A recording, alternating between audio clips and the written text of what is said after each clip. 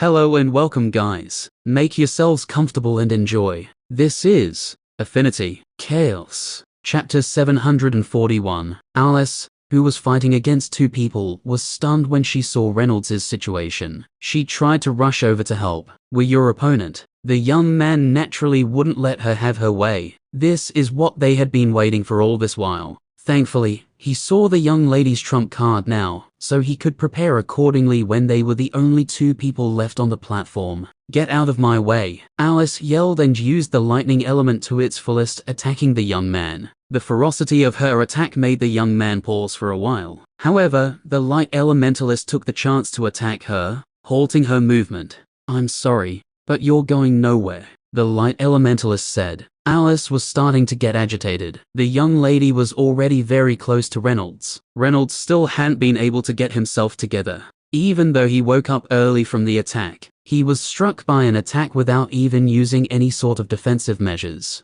He groaned in pain as he held his stomach. When he realized the young lady was already very close to him, he slapped his hand on the ground, and light streaks shot out from the ground in a straight line, before getting to where the young lady was. The young lady dodged to the left. This was a desperate attack from Reynolds, which made it impossible for him to be accurate. Boom. Reynolds was attacked by a fire bird which exploded when it came close to him. This time he managed to use the lightning element to block the attack. He was sent flying by the impact of the attack anyway. Bang. Thud. T exclamation point TA euros SA euros trademark so T0 euros exclamation point trademark T dot. He bounced off the ground repeatedly, but since the size of the platform was increased, he managed to stay on. The young lady didn't give him any chance to get himself together before she attacked again. Seeing the attack coming at him, Reynolds knew if he was hit, he would be eliminated. Forcing the lightning element, he concentrated it on his legs and shot straight at another location. He couldn't afford to fight head-on against the young lady at this moment.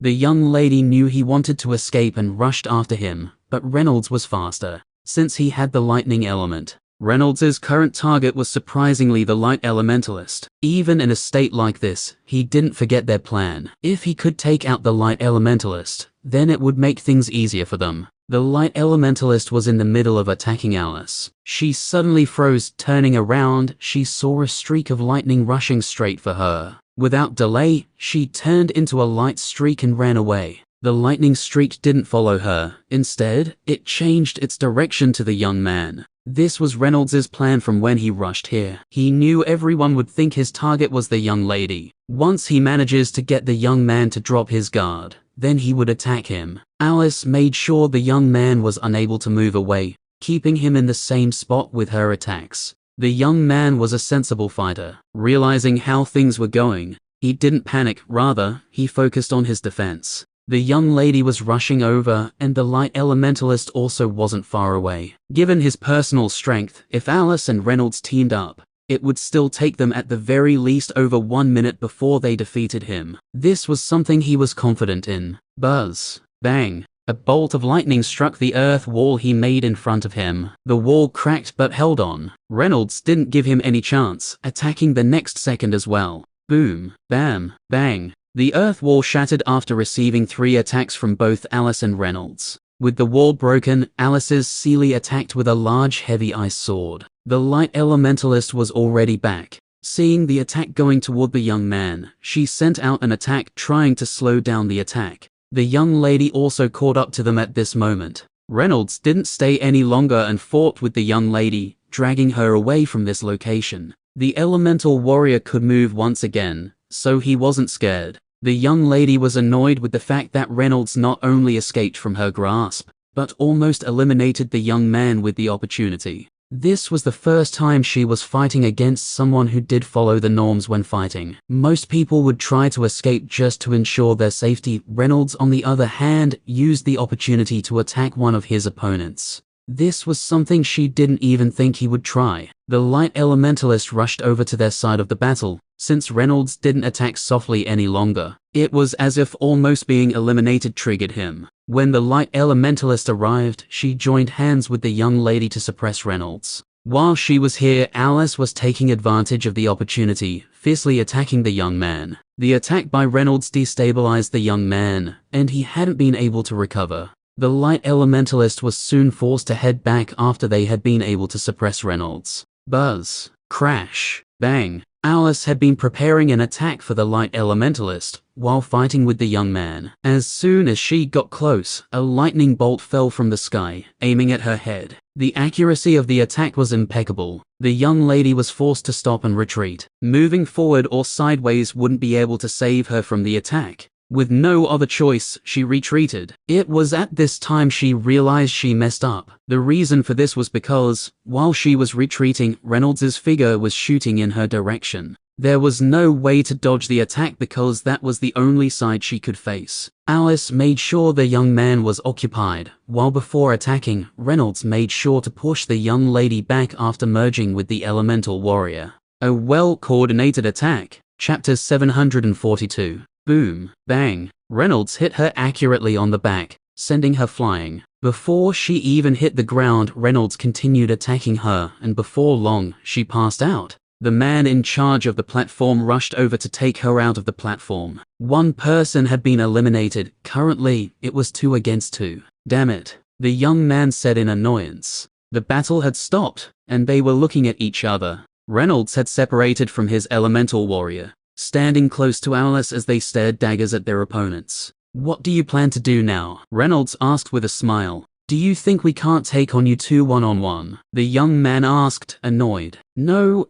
I do not," Reynolds said, still wearing a smile. They faced off, but none of them were attacking. While the 2 groups were facing off, the crowd were chatting excitedly. With the elimination of the light elementalist, Reynolds and Alice had evened the field. The only issue was that Reynolds had taken a good beating during the time the young lady used the mental attack, so there might be a chance that he was not at 100%. "That was impressive," Kyle commented after witnessing the attack of Alice and Reynolds. He had always found the synergy among the group to be very good, but given how Alice and Reynolds successfully used such an attack, without even needing to speak or look at each other, was just out of this world. This showed they've been watching each other for a while now, and had planned this for a long time. Gray nodded his head to Kyle's words. The attack truly was impressive. Most of the people in the arena definitely felt the same thing. "Good work, Ray," Klaus applauded in delight. His genuine happiness surprised the geniuses sitting close to them. Although they would be happy if their friend performed well in a competition like this,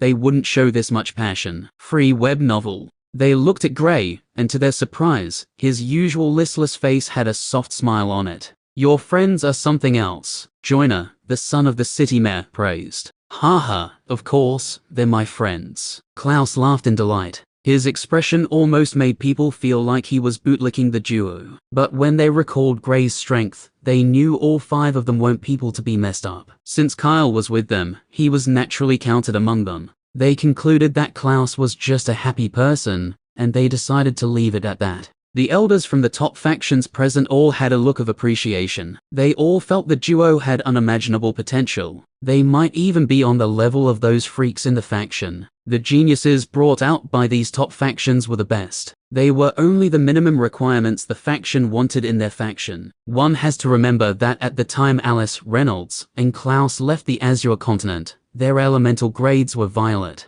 Elemental grades contributed to the strength of an elementalist. The least elemental grade these top factions took in was the violet grade. After the violet grade, there was still the red, cyan, yellow, and emerald grade. The black and white grades were not included because they were too rare. Of the group, Gray was the only one with a high enough elemental grade to at least fight against a few of the top geniuses. And even with his cyan elemental grade for his fire element, he would still get bodied by someone with the emerald elemental grade. The only advantage Gray had was his versatility of having multiple elements. Elemental grades only made the attack power of an elementalist higher. It didn't attribute to the overall strength of an elementalist. The only consolation the group had was that since they were in the Aurora continent, there would be tons of opportunities to get treasures that would be able to increase their elemental grades. Back at the platform, Euros AAS Air Euros SA 0 Euros exclamation point trademark T.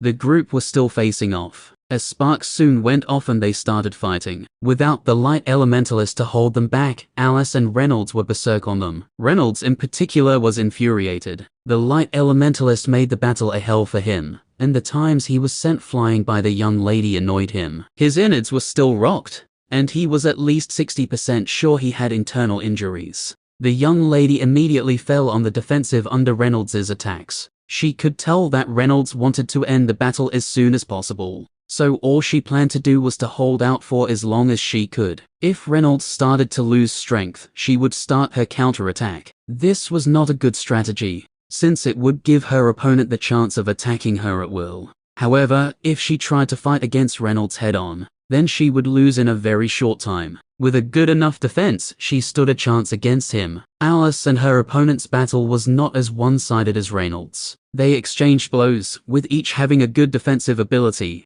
They were on equal footing, for now. Boom, bang, bam. The fight continued intensely. Both groups didn't want to lose an individual, because doing so meant losing the battle. The young man occasionally sent attacks Reynolds' way, all in hopes of stopping him from his constant attacks. Alice blocked most of the attacks, but a few had managed to creep through. The young lady used the chances to counter, but Reynolds and his elemental warrior were able to block and start attacking once again. The young lady couldn't help but feel frustrated by how things were going. What she found even worse was that Reynolds had used his full strength yet. If she could defend herself against this round of attacks, and when he merges with his elemental warrior, then she would be victorious. Chapter 743. Boom, bang, bam. The young lady was pushed back by Reynolds' attack. Being on the defensive constantly made it extremely difficult to fight against Reynolds. If not for the young man's help on some occasions, she might have lost already. The young man knew the second she was eliminated, he would be the next person to follow, so he couldn't allow her to be eliminated. The young man was the stronger of the duo,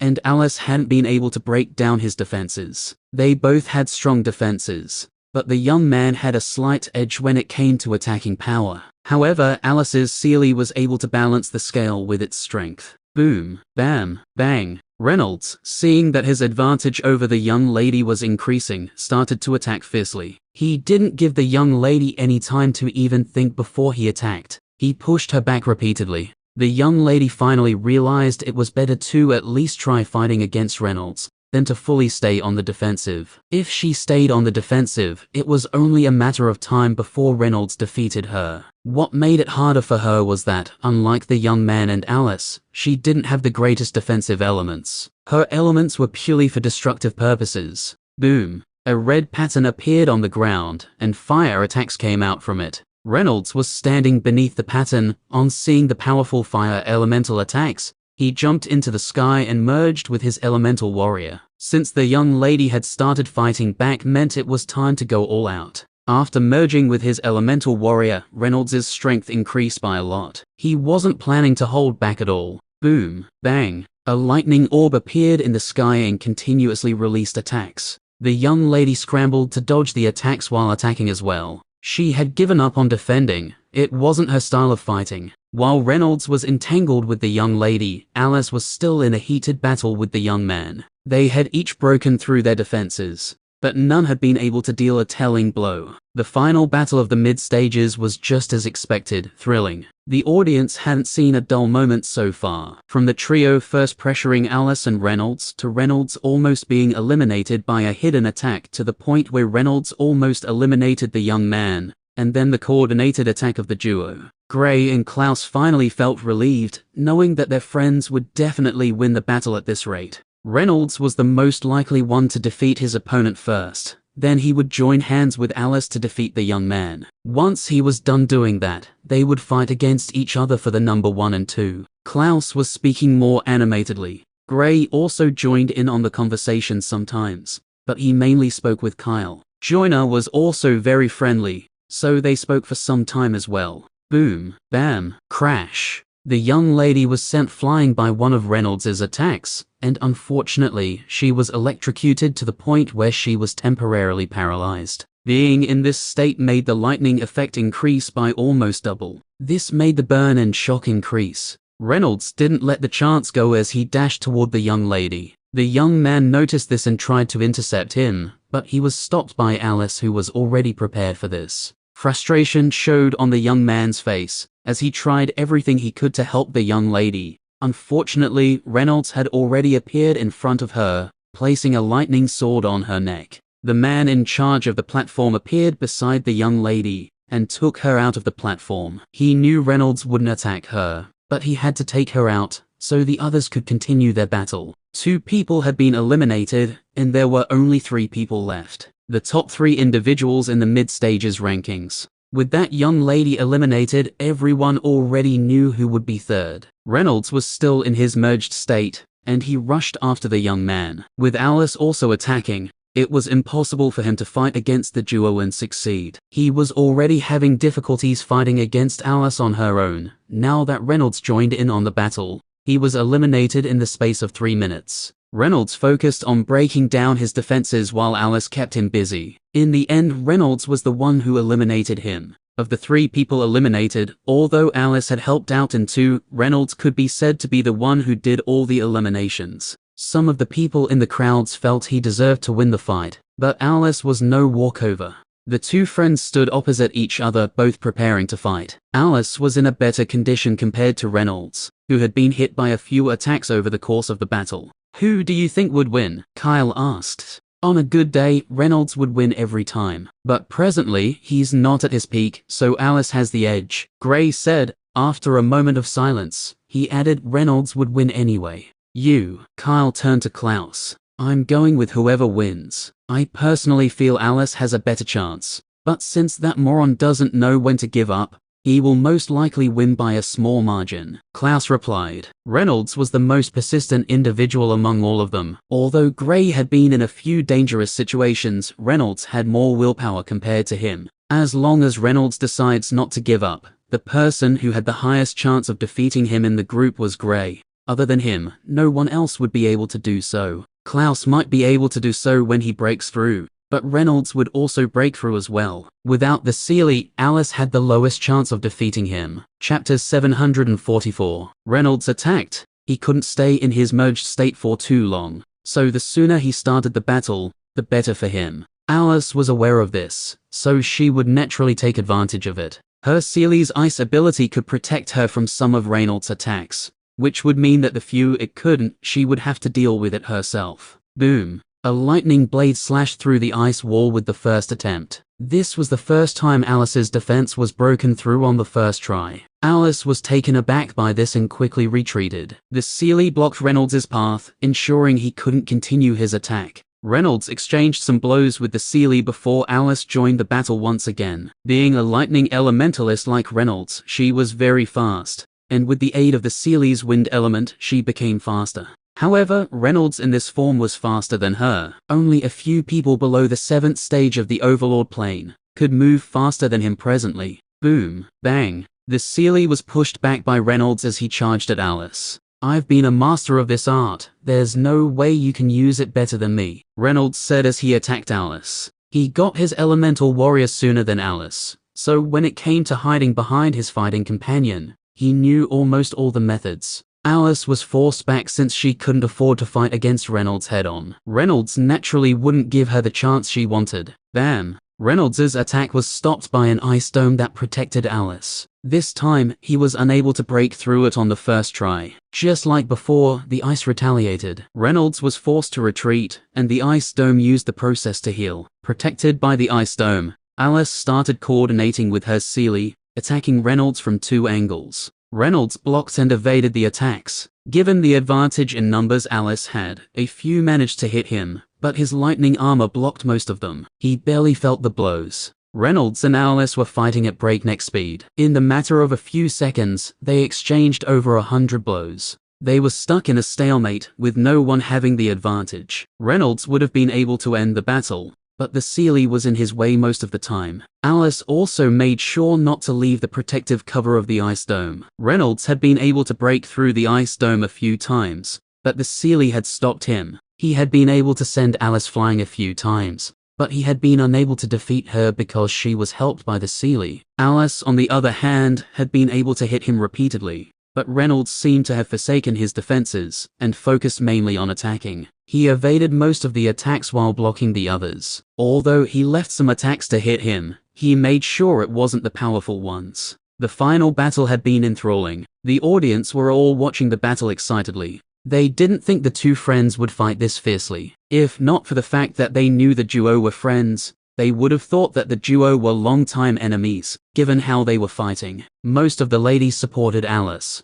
while most of the young men supported Reynolds. They each wanted their gender to win the first place. Gray and Klaus felt Reynolds had the greatest chance of winning the fight, but Alice was sensibly delaying the battle. Reynolds was already close to his limit, a few more minutes, and he would exit this form. Once Reynolds exits this form, Alice would be able to gain the upper hand easily. Reynolds was also aware of this as well. The duo fought for 3 more minutes, and to the shock of Alice, Reynolds separated from the elemental warrior. He might not be the strongest in this state, but he would be able to last longer. Not just that, he also had a chance of entering the merged state once again. You thought I'd stay in this state and let you win once I'm exhausted. Think again, Reynolds said and started attacking. The elemental warrior and the Seelie exchanged moves, but the Seelie managed to gain the slight edge over it. Alice was also able to suppress Reynolds when they fought against each other without their companions. Alice was a stage above Reynolds, so it was natural that she had the advantage. Reynolds, on the other hand, was already aware of this, so he didn't rush when fighting. He took his time, waiting for an opportunity.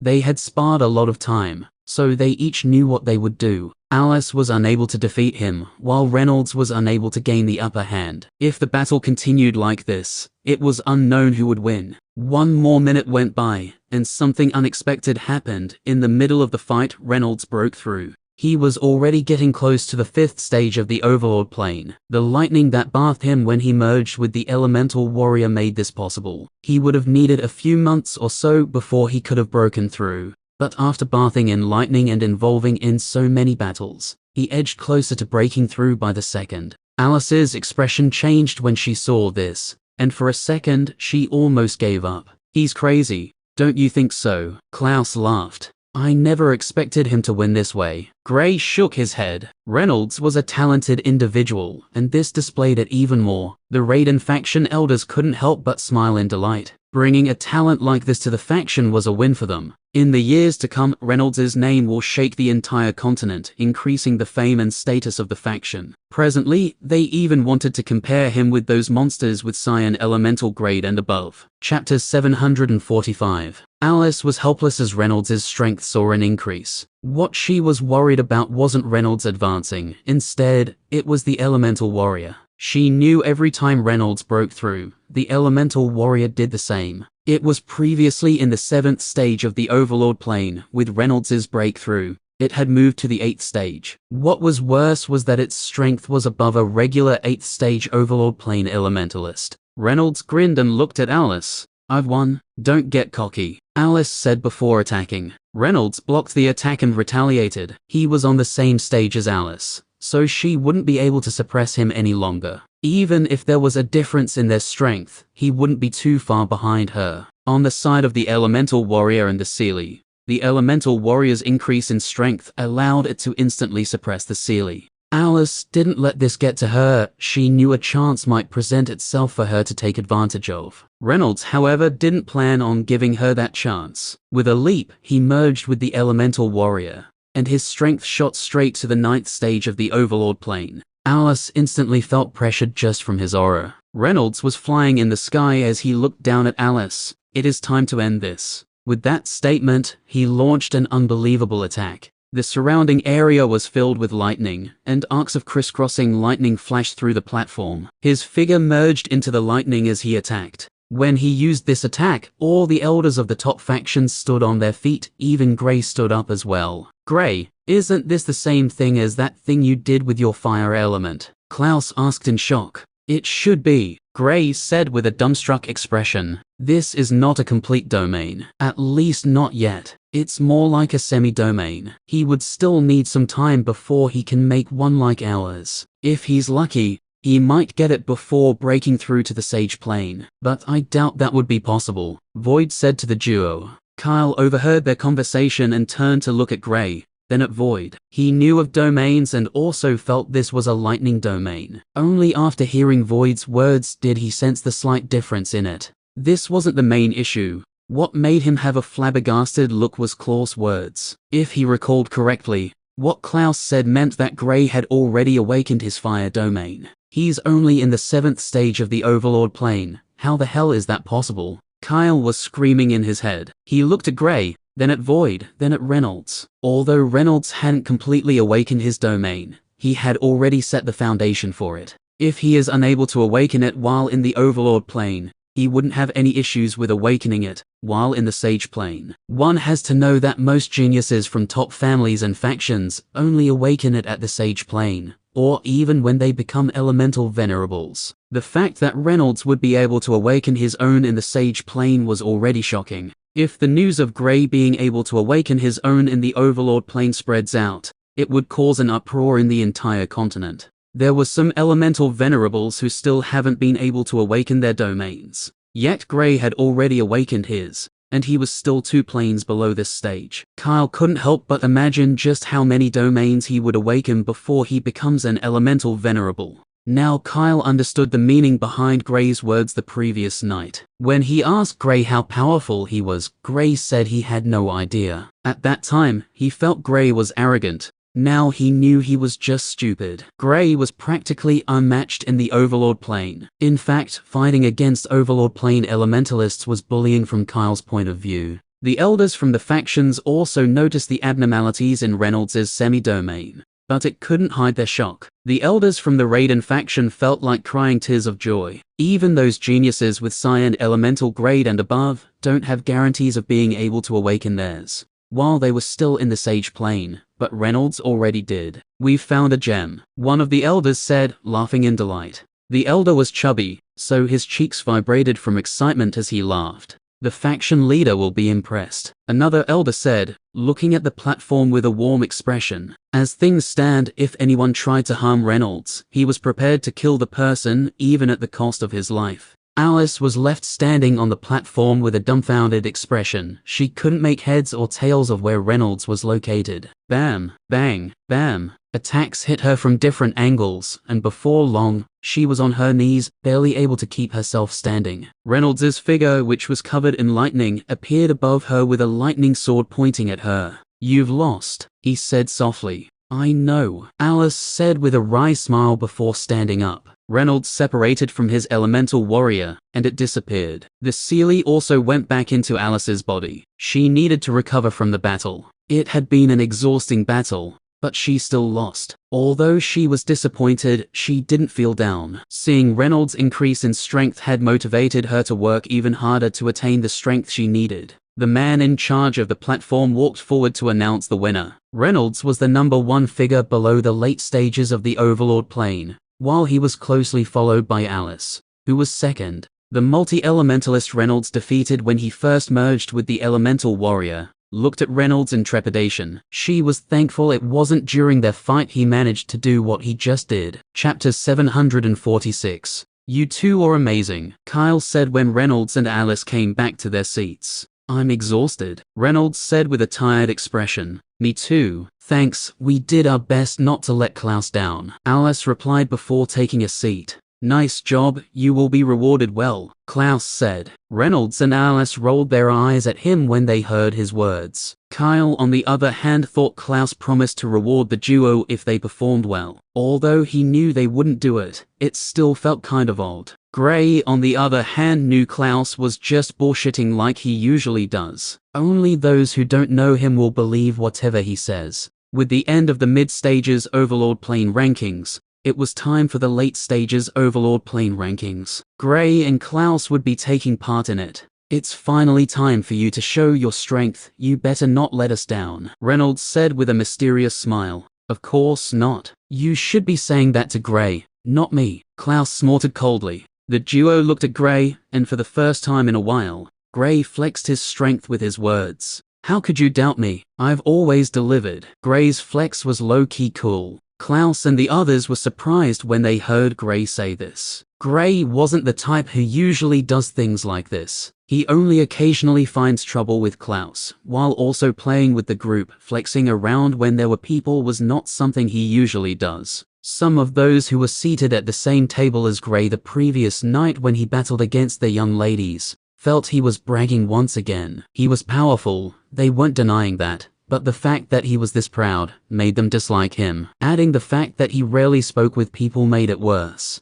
Show off, Klaus snickered. Gray shrugged as if saying, "It's not my fault I'm this awesome." Reynolds and Alice burst out laughing. Kyle had seen Gray in a playful state once in a while, so he didn't find this strange. Other than Gray showing off for the first time, he was used to seeing him occasionally joking around. The day came to an end, and with it, the excitement for the start of the late-stage rankings shot up. This round would be more thrilling than the previous round. Not just that, but since Reynolds and Alice managed to snatch the first and second place, the audience was curious about what position their friends in the late stages would take. Not just the crowd, but the elders, as well as the geniuses from the top factions, were also curious as well. Everyone couldn't wait for the next day to arrive. The night went by very slowly for those waiting for the day to break, but in the end the sun rose, and everyone left whatever they wanted to do and rushed to the arena. The rumors of Reynolds and Alice's spectacular battle had spread across the entire city,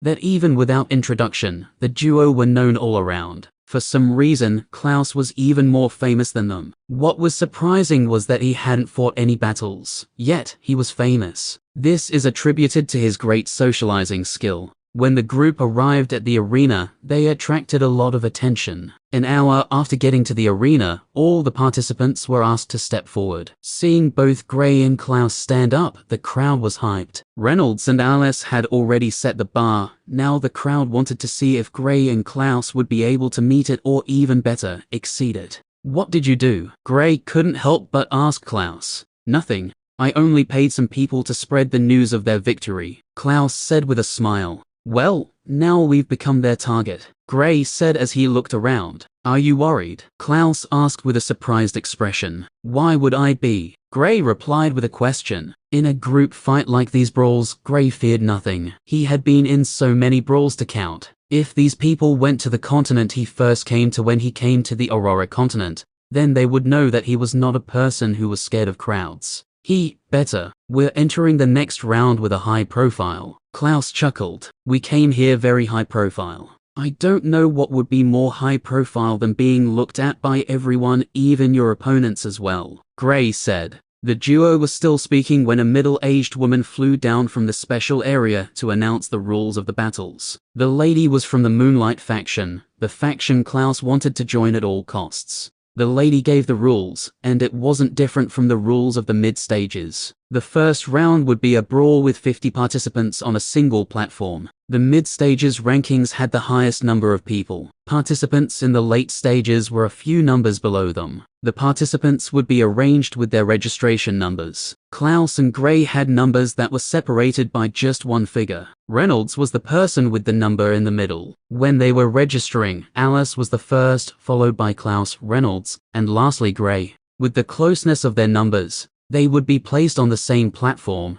just like the case of Reynolds and Alice. And when the numbers were called out, they were placed on the same platform as the duo expected. The lady from the Moonlight faction glanced at Gray and Klaus before heading back to the special seating area. "It's time to show them what I'm capable of." Klaus clenched his fists ready to fight. "What is the plan?" Gray asked. "Run riot," Klaus said slowly. "Gladly," Gray replied with a cool and collected expression. When the duo stepped on the platform they would be participating on, they garnered all the attention there, with everyone staring at them. Chapter 747. Boom. Bang. As soon as the battle started, Gray and Klaus exploded out with powerful attacks. Over 10 people rushed toward the duo when the battle started, and there were 2 9th stage Overlord Plane Elementalists in the group that came after them. Of the 48 more people on the platform, 10 attacked Gray and Klaus. This showed just how highly they all thought of the duo. To these people, being able to eliminate them would be an amazing achievement.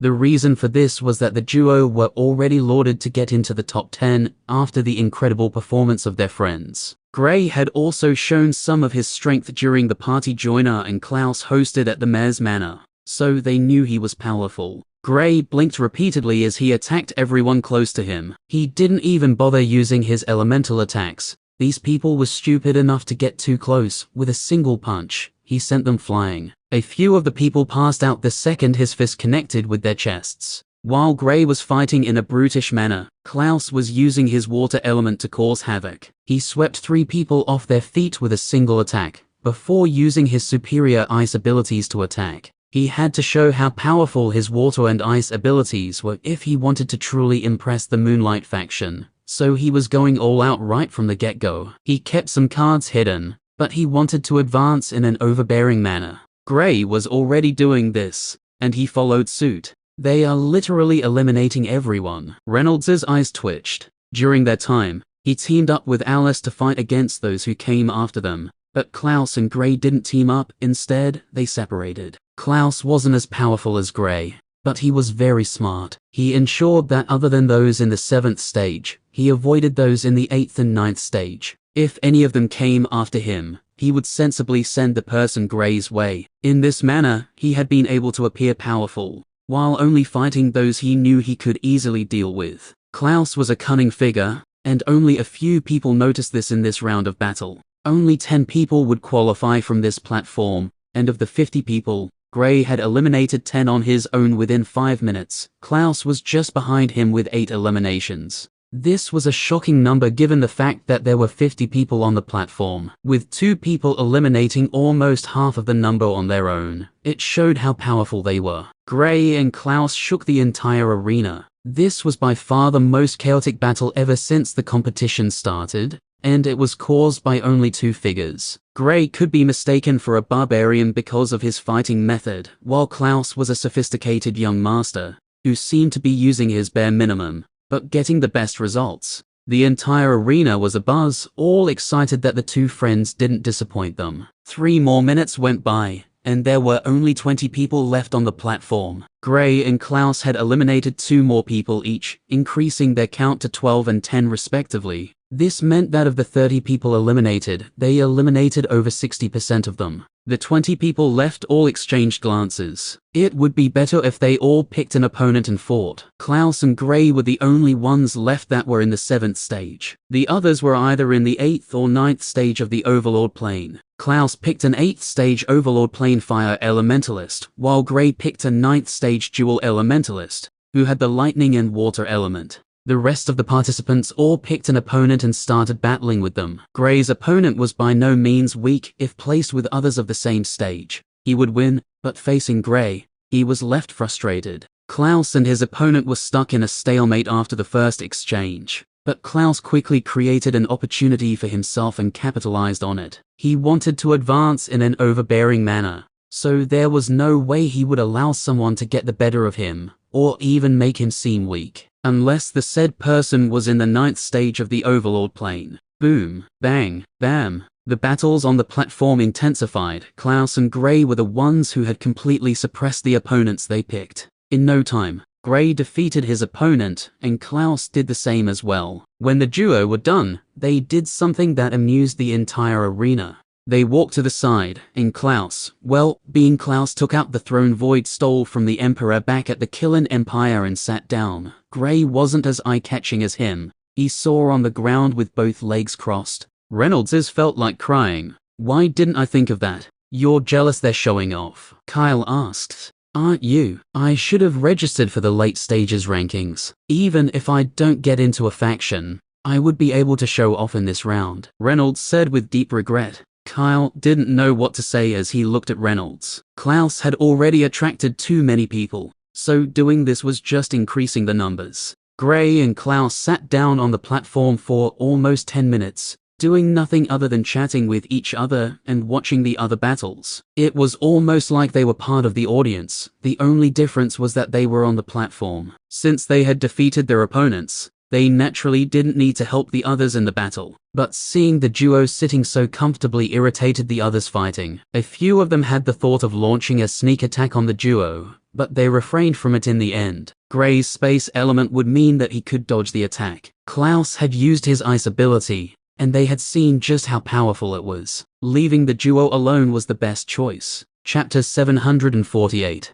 10 minutes later, the remaining 8 people won their battles. The platform with Gray and Klaus was the fastest to eliminate 40 people. Most of the other platforms still had around 25 plus participants still battling, while the 10 people on the platform had been decided. The man in charge of the platform stepped into the platform. He looked at Klaus for a long time, before telling them the rules of the next round. Just like the mid-stages, this round was done in a way that would leave only 400 people. Once the 400 people were decided, then they would fight to get into the top 200, where they would be able to challenge a member of any faction. Defeating that member will make them part of the faction. Gray and Klaus went back to their seats to watch the rest of the battles. There would still be others fighting after this round. You really took out a throne there. Alice couldn't believe Klaus was so shameless. I missed the crown. If not, I would have worn it as well. Klaus chuckled. It's with me. Heh. Reynolds laughed as he brought out the crown. I'll be taking it back next week, Klaus said. They had been sharing the crown and throne since getting it. What was amusing was that the throne had 0 value.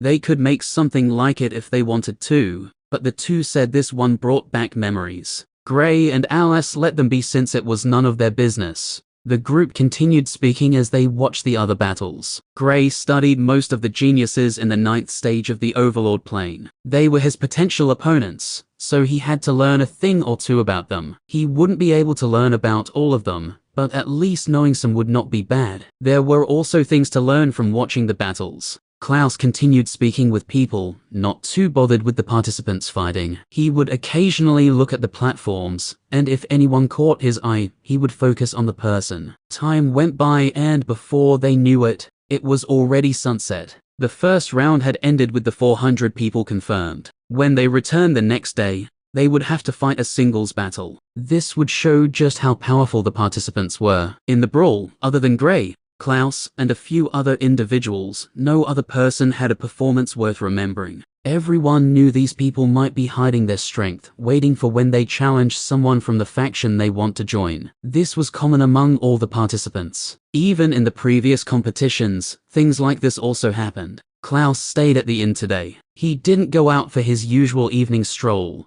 nor did he leave his room. Gray was also in his room all through. Alice, Reynolds, and Kyle were left alone. With nothing to do, they decided to take a stroll around the city. The next day, Gray and Klaus came out of their rooms early, waiting for the others. How did things go? Gray asked Klaus. Okay, I shouldn't have a problem now, Klaus replied. Why didn't you do it before leaving? Gray asked. I have a plan. Klaus chuckled. Gray didn't bother with him any longer. He focused on the hallway as the others stepped out of their rooms. Thanks to the stones they received from the young lady, they had no issues with staying at an expensive inn. Kyle offered to pay for the rooms, but Klaus refused, saying they already had sponsors. The group knew the sponsors he was talking about were the young ladies. Now they understood why he always gets expensive things in the inn. Come on, we should get going. I have a lot to do today, Klaus said before walking out of the inn. The others followed. Currently, unlike before, they now had a carriage that took them wherever they wanted. 1 hour later, the group were already seated on their seats, waiting for the competition to continue. After the elders of the top factions arrived, the competition continued. The top 400 participants stepped forward to draw lots. After getting their opposition, they stepped out so the first group could start their battle. Gray and Klaus would be fighting in the next round. Their opponents were in the 7th and 8th stage respectively. Gray's opponent was the one in the 7th stage, while Klaus' opponent was the one in the 8th stage. The duo's opponents glanced at them with a pale expression. Their performance in the first round was just too spectacular, so everyone knew they were very powerful. The person who felt the most pain was Gray's opponent. According to what he heard, Gray beat up someone in the 9th stage Overlord Plane Elementalist. If he were to fight against that 9th stage Overlord Plane Elementalist, he was almost certain he would lose. Klaus's opponent had also heard of how he suppressed his opponent, who was in the 8th stage like him. However, he felt he wasn't as weak as Klaus' previous opponent, so he had a chance of making it to the top 200. He was a genius after all. Other than Gray and Klaus,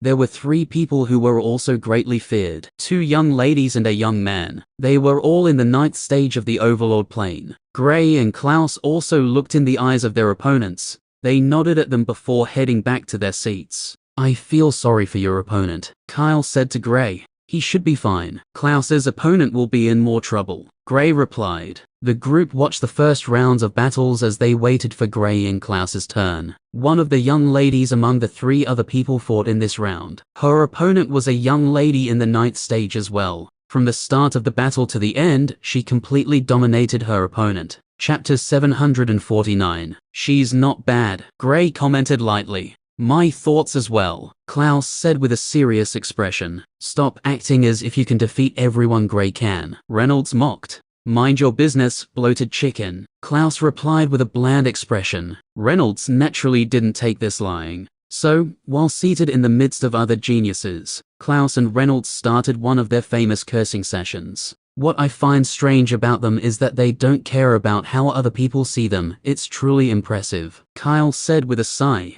Given how much Klaus was trying to get into the Moonlight faction, he expected him to conduct himself properly. But from how he had been acting, he didn't put much hope in that being possible. Being too high profile might be good, but some factions didn't like it. Klaus having a throne with him was something even he found shocking, much less those who were not close to him. He knew Klaus and Reynolds shared the throne as well as a crown. The duo would occasionally bring it out and flaunt it around. Kyle had curiously asked about the story of the throne and crown. When he found out it was from an empire that tried to hunt down the group, but was later defeated by the group as well as a few external helpers, he couldn't help but suck in a cold breath. Of course, he knew that the empire was small, given how Gray and his friends were still in the Overlord plane when he knew them. What was mind-blowing was the fact that the group not only escaped from the hands of the empire, but they defeated it in the end. The first round ended and it was time for Gray's round. He was among the first people to step on stage. When he walked over, he naturally drew a lot of attention. Standing in front of his opponent, his handsome face had 0 expressions.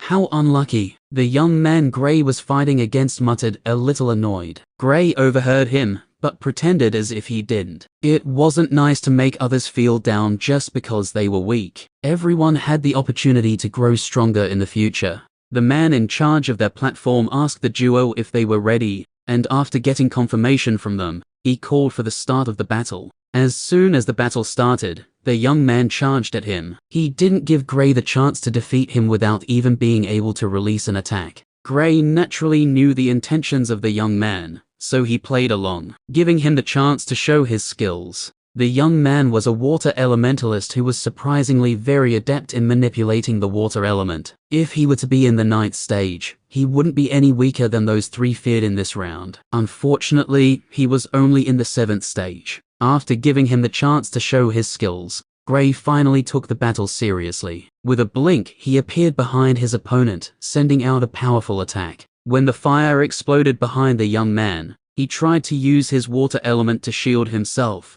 but the attack pushed him back. He looked at Gray in horror. Only when fighting against Gray did he finally understand that he actually underestimated Gray. Although he rated Gray very high, he realized it wasn't high enough. Gray continued his attacks, and the young man focused fully on defense. He didn't even have the chance to counterattack, much less try to change the course of the battle. He's a monster. This was the only thought in the young man's head. Gray was a terrifying opponent to fight against, and he wouldn't want to fight against him again in his life. After hanging on for 2 minutes, he actively gave up on the battle. Holding on was a stupid choice. One should only hold on when they knew they had a chance of winning. Against an opponent like Gray, it was just meaningless. Thanks, the young man said before leaving the platform. He knew Gray gave him the opportunity to show the factions his ability, which might get him into one if they felt he was good enough. Most people on Gray's level wouldn't even consider the feelings of their opponents, so he felt grateful to him. Gray nodded before heading back to his seat. He had made it into the top 200 and everyone in the arena was curious about which faction he would choose to join. At this point, it was already evident that he would win whoever the factions brought his way. Even amongst the top factions, everyone present in the 7th stage knew they stood almost 0 chances against him. The elders of all the factions were exchanging glances.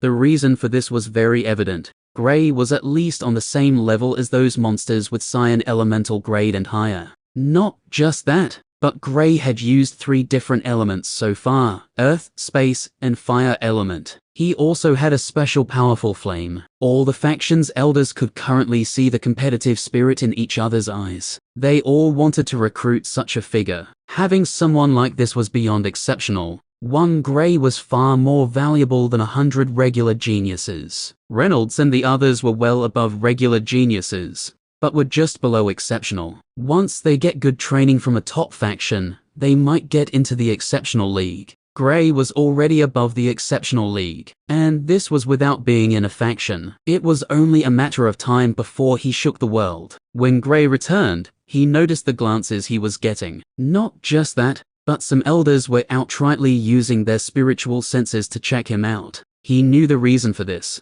but pretended as if he couldn't sense them. Someone in the Overlord plane shouldn't be able to sense their spiritual senses in the first place. They already held him very high. If he were to let them know he could sense them as well, it might make them go hysterical, wanting to get him at all costs. Chapter 750. Show off. Klaus said the second Gray returned. "You're just envious you can't perform that well." Reynolds snickered. Klaus had the advantage when they were in the cursing session a few moments ago, so now that an opportunity presented itself, Reynolds didn't plan to let it go. Klaus glared at him, not bothering to quarrel with him any further. "Just watch my performance. I promise to stun you speechless." Klaus stood up and was about to walk to the platform. "Where are you going?" Gray asked with an odd expression. "I'm going for Maya." Klaus paused, realizing it wasn't his time to head to the platform yet. The other battles that started along with Gray's were still ongoing. Due to his argument with Reynolds, he actually forgot about this. "What a nice performance, I'm speechless." Reynolds took advantage of the opportunity and mocked Klaus once again. Gray chuckled. Alice tried to hide her laugh, but Klaus's expression made it impossible to do so. With her laughing, Kyle and Reynolds joined in as well. Klaus walked back to his seat, looking at the group with a grumpy expression. He promised to get his revenge on Reynolds, which made him shudder. They waited for almost 30 minutes before this round ended. Just as Klaus was about to stand up once again, Gray tapped him on the shoulder and shook his head. The others saw this and burst out laughing once again. It still wasn't Klaus' turn yet, but because he was anxious to show his skills, he forgot once again. Klaus gave an embarrassed laugh before watching the battles taking place on the platform. The second young lady who was lauded to be among the top 10 took part in this round. Her opponent was a lightning elementalist in the 9th stage like her. Unlike the first young lady's opponent, hers was stronger. It took her almost 10 minutes before she defeated him comfortably. Gray was taking note of all the people he felt might be able to give him a good fight. He still hadn't used all his strength yet, but he was already ranked among the few who would definitely get into the top 10. The fire-based factions were the ones who had their hopes high. The reason for this was because of his special flames. And seeing how frequently he uses it, they were certain it was the element he liked using. What they also found enticing was his unnaturally strong physique. Elementalists weren't supposed to have such powerful bodies, but Gray defied their norm. Some space-based factions also had hopes, while the earth-based factions were the ones with the lowest confidence. The only bargaining chip they had was that there were a few earth elemental techniques that might be able to improve Gray's physique. They noticed he was someone who for some reason trained his body, and the earth element was the best in body improvement. While the factions were plotting on how to get Gray, it finally got to Klaus's turn to fight. He sat down a few seconds longer just to be sure. Only after the man in charge looked at him did he stand up in a flamboyant manner. Others thought he was trying to get everyone's attention when the truth was that he wasn't sure if it was his turn yet. Reynolds laughed at him as he swaggered to the platform. Klaus had a handsome face. If not for Gray, he would have been the most handsome person here. His hair was well combed back, with a small strand hanging in front of his face, making him look even dashing. Klaus stepped on the platform and looked at his opponent. "Don't think this will be an easy battle. I'll defeat you," the young man said with a serious expression. "I'm looking forward to it," Klaus replied in a cool and collected manner. The man in charge of the platform nodded when he heard the exchange between the two, and after confirming that they were ready, he announced the start of the battle. Swoosh! Bang! The young man was a wind elementalist, and the second the battle started, he created a pattern on the ground, and a powerful gale surged from the ground. His plan was to send Klaus airborne. Klaus was taken by surprise. but he managed to react quickly. Ice formed on his legs, pinning him to the ground. With this, it was impossible for him to be lifted into the air by the young man's attack. Seeing that his attempt was a failure, the young man didn't dismiss the technique. Instead, he left it active and attacked with multiple wind blades. Klaus was stuck in the same spot, so all he could do was block the attack with an ice wall. The young man continued attacking, moving around, hoping to catch Klaus off guard. If Klaus tried to move, he would have to remove the ice, which would give the wind the chance it needed to send him into the sky. Gray shook his head when he saw this. The young man was taking a risk,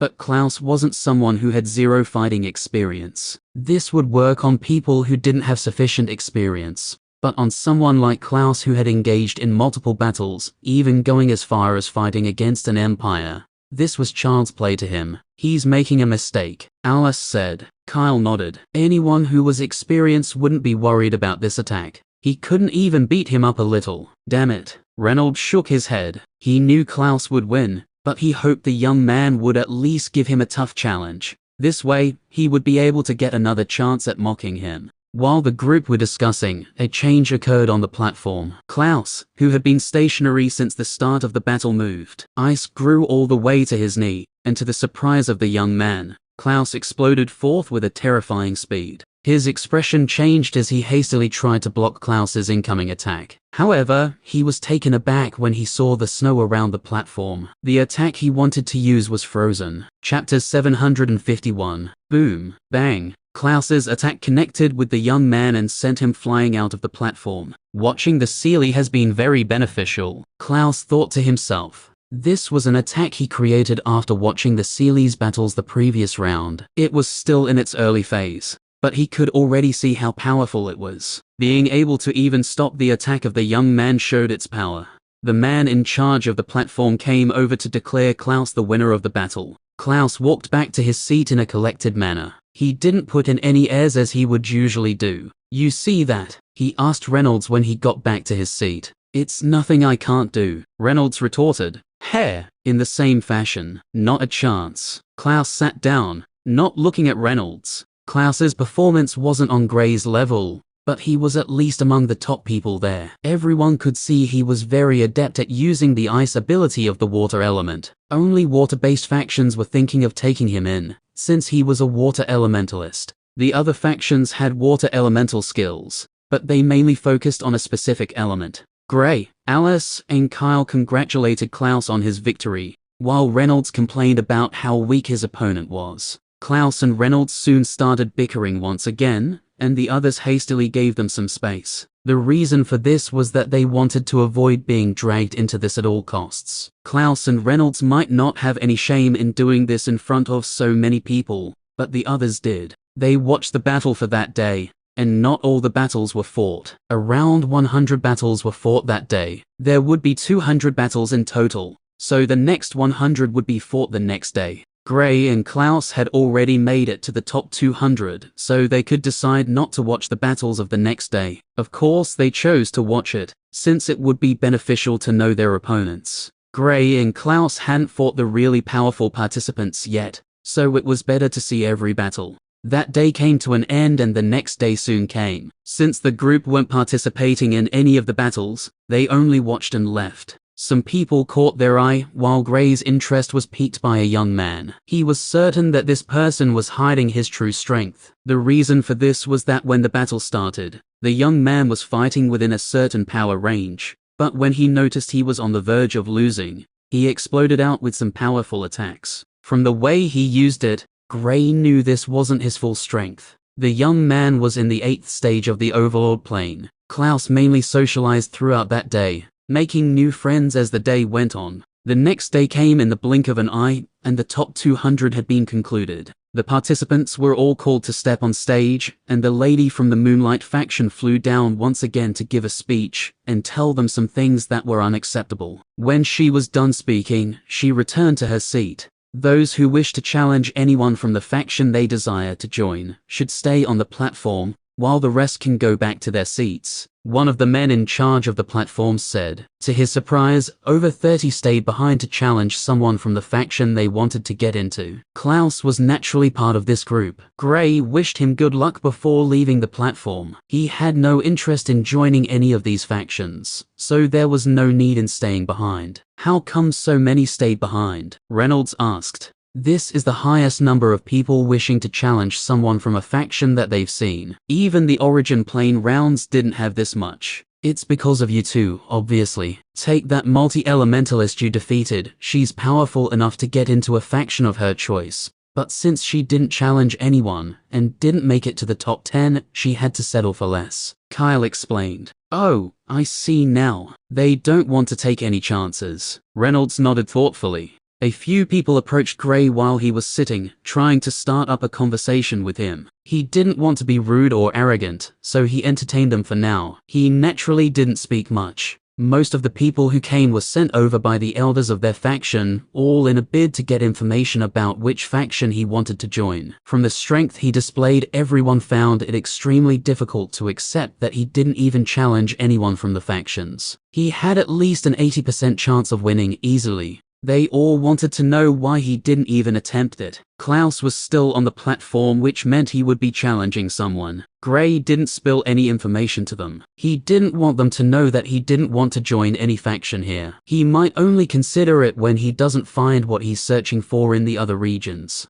The challenges soon began. Klaus was part of the second group that would battle, so he went back to his seat. Seeing so many people around Gray, even as far as one of the ladies from the Moonlight faction, he couldn't help but be taken aback. He soon realized what was happening. All these factions were trying to rope Gray in. This might work in my favor. According to what I've heard from my sources, there have been cases in the history of the Moonlight faction where male members have been accepted, as long as they have exceptional ice abilities. He thought to himself. His thoughts were simple: use his friendship with Gray to get into the faction. The faction would normally not want to accept his challenge since he's male. But since they would want to please Gray, they wouldn't mind taking him in. Heh, my luck shall prevail once again. Chapter 752. Oh, there he is. Gray used his head to point at Klaus as he returned. Hey bud, they're looking for you, Gray said to Klaus as he walked over. Huh,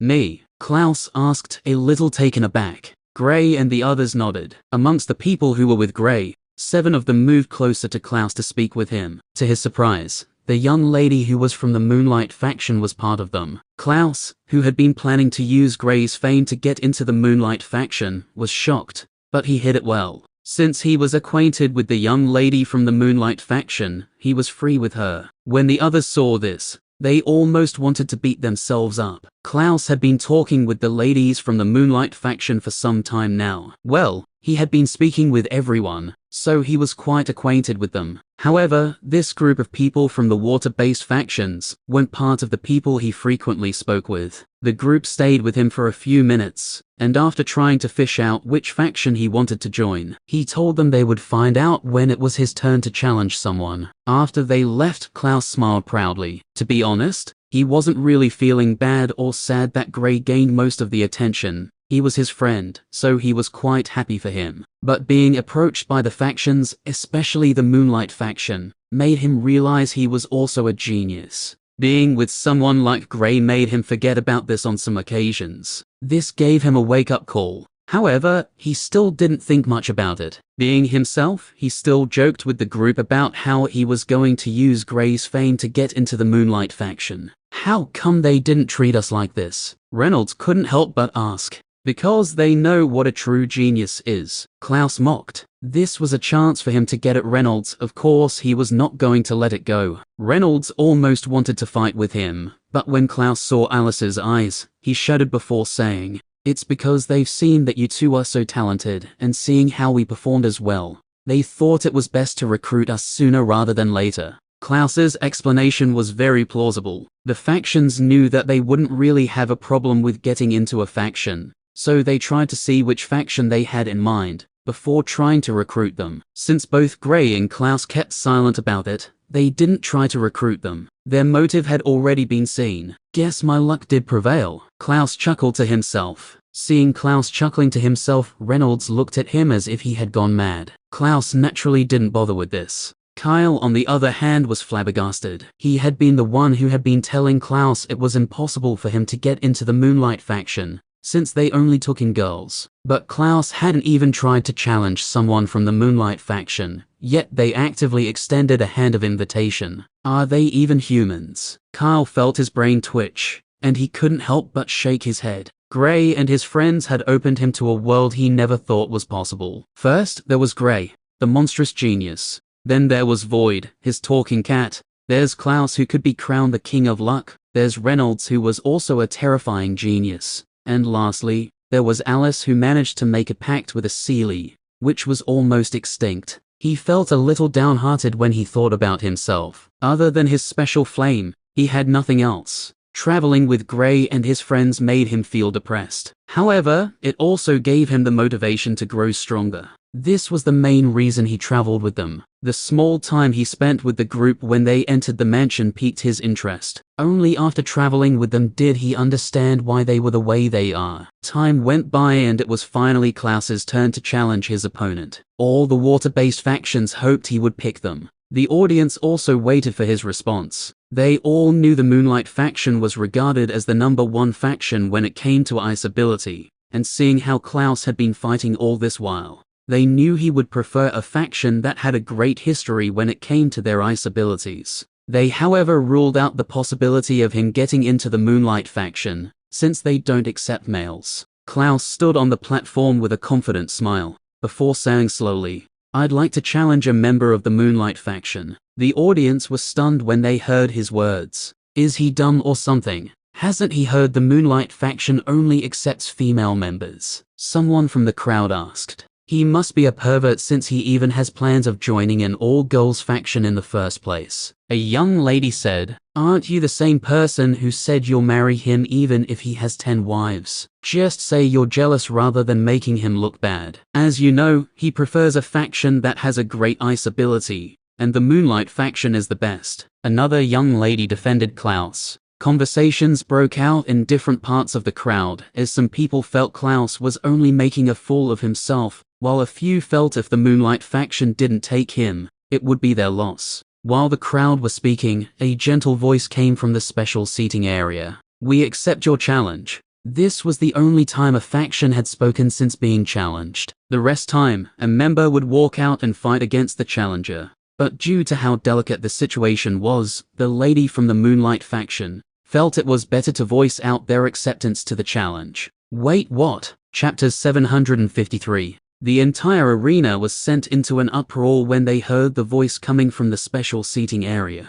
They never thought the Moonlight faction would actually accept Klaus's challenge. Even those who were in support of Klaus didn't have much hope in him being accepted into the faction, even though they felt that it was the best faction for him. Klaus, who had been waiting for them to accept his challenge, sighed in relief. He knew they would accept it since they sent someone over to him, but he was still a little nervous at the thought that they might not actually accept his challenge. The other water-based factions all felt a little disappointed since they lost a talent like Klaus. They could only hope of getting someone that was at least close to his level. A young lady from the Moonlight faction stepped forward. She was someone Klaus was also acquainted with. To be frank, he had built a good relationship with most of the people from almost all the top factions, so he knew a few of them. "Diana, you were the one picked," he said with a smile. "Don't think I'll go easy on you." The young lady Klaus referred to as Diana replied, "Haha, I didn't expect you to." Klaus rubbed his nose stylishly.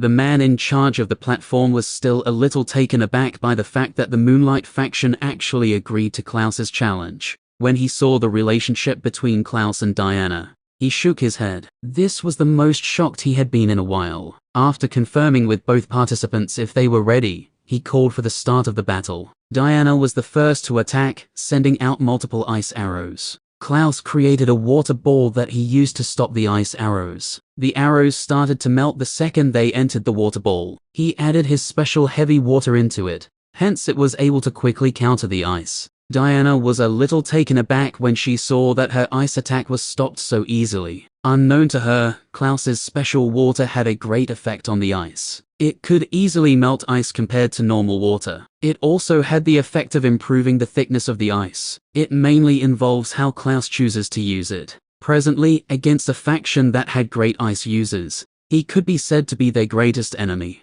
Diana attacked once again, and Klaus blocked using almost the same method. Klaus didn't let her take the initiative. After blocking a few attacks, he started attacking with his ice ability. Although Diana was part of a top faction, Klaus surprisingly had a higher and stronger ice ability. The only disadvantage was that Diana had more techniques than him. They exchanged moves with Klaus getting the edge in the exchange. With his heavy water, he could easily deal with Diana's ice attacks. Diana was stumped as to how Klaus was able to deal with her ice attacks. Not just her, but everyone from the Moonlight faction was shocked. Only those above the Overlord plane could sense the difference in Klaus's water. The reason those in the Overlord plane couldn't sense it was because he was only using a small amount of it, disguising it with the usual water. The elders of the Moonlight faction all exchanged glances. They couldn't believe there was something like this. It was a strange thing. Good thing we extended an invitation to him. There's something odd about his water. The lady who spoke to them after they made it to the top 200 said with furrowed brows. Yes, he's trying to hide it. Very smart. Another lady said. They weren't the only ones discussing this. Most of the elders from other factions also spoke about it. Since it was something that most of them had no clue about, they were naturally curious about it. Gray and his friends knew Klaus was using his special water, so they weren't really too bothered. Gray also had it, although it wasn't on the same level as Klaus. It still wasn't something that could be overlooked. The audience all felt stunned when they saw that in a battle between two water elementalists, who preferred using their ice abilities, Klaus, who wasn't part of a top faction, was actually the one with the upper hand. What does this mean? It meant that Klaus was already on a very high level when it came to using his ice ability. If he joins the Moonlight faction, he would grow to become one of the greatest ice users in the world. The people who supported him from the start all felt excited about how he would grow after joining the Moonlight faction. With the way the battle was going,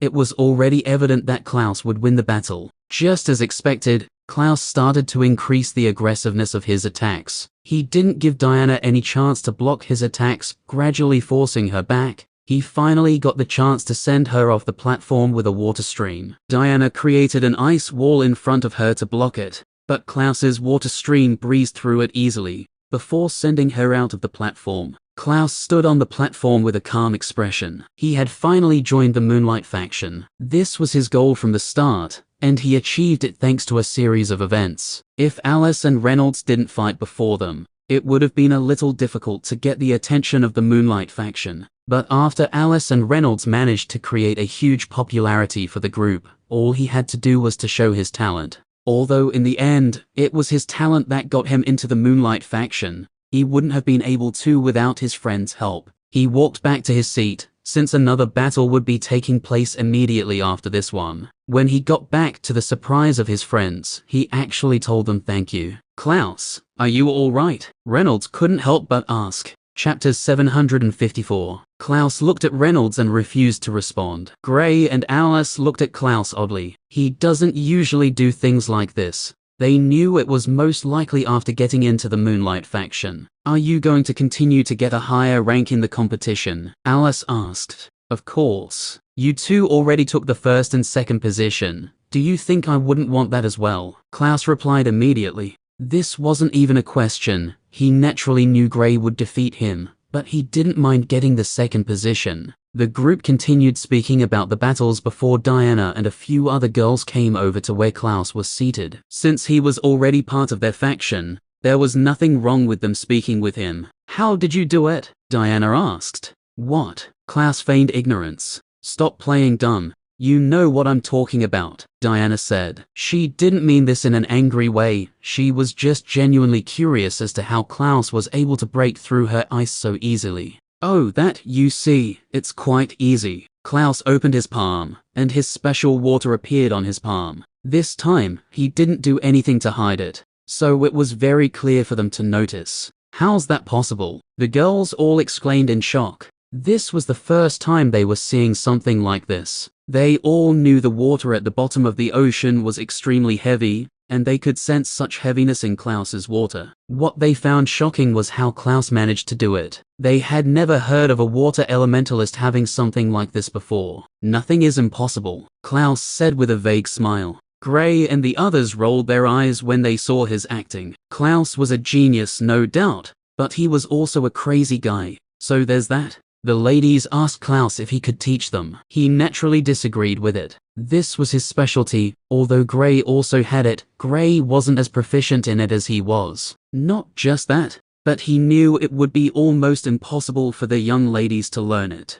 They disturbed him about learning it, and he gave them a small orb of water that he placed in an ice crystal. It was up to them if they could understand the intricacy of it. He also gave them some tips, but after almost 2 hours, the young ladies got nothing. They could only give up and keep the crystal for now. The challengers had finished battling with the members of the factions that they challenged. Other than Klaus, 5 others were successful in their challenge. Of a total of over 30 people, only 6 managed to achieve their goal. The participants were all called into the platform once again, and to the surprise of everyone, none of the people who were successful in their challenge decided to leave. Their current goal was simple: get the first position. Alice and Reynolds had already taken first and second in the round for those in the mid stages. If Gray and Klaus were to take this one as well, then it would be an embarrassment to the other geniuses. Those who were unsuccessful in their attempt all looked at each other in frustration. These people had already entered a faction, yet they didn't want to give up on the top 10 spots. Since all 200 participants were correct, everything went according to the original plan.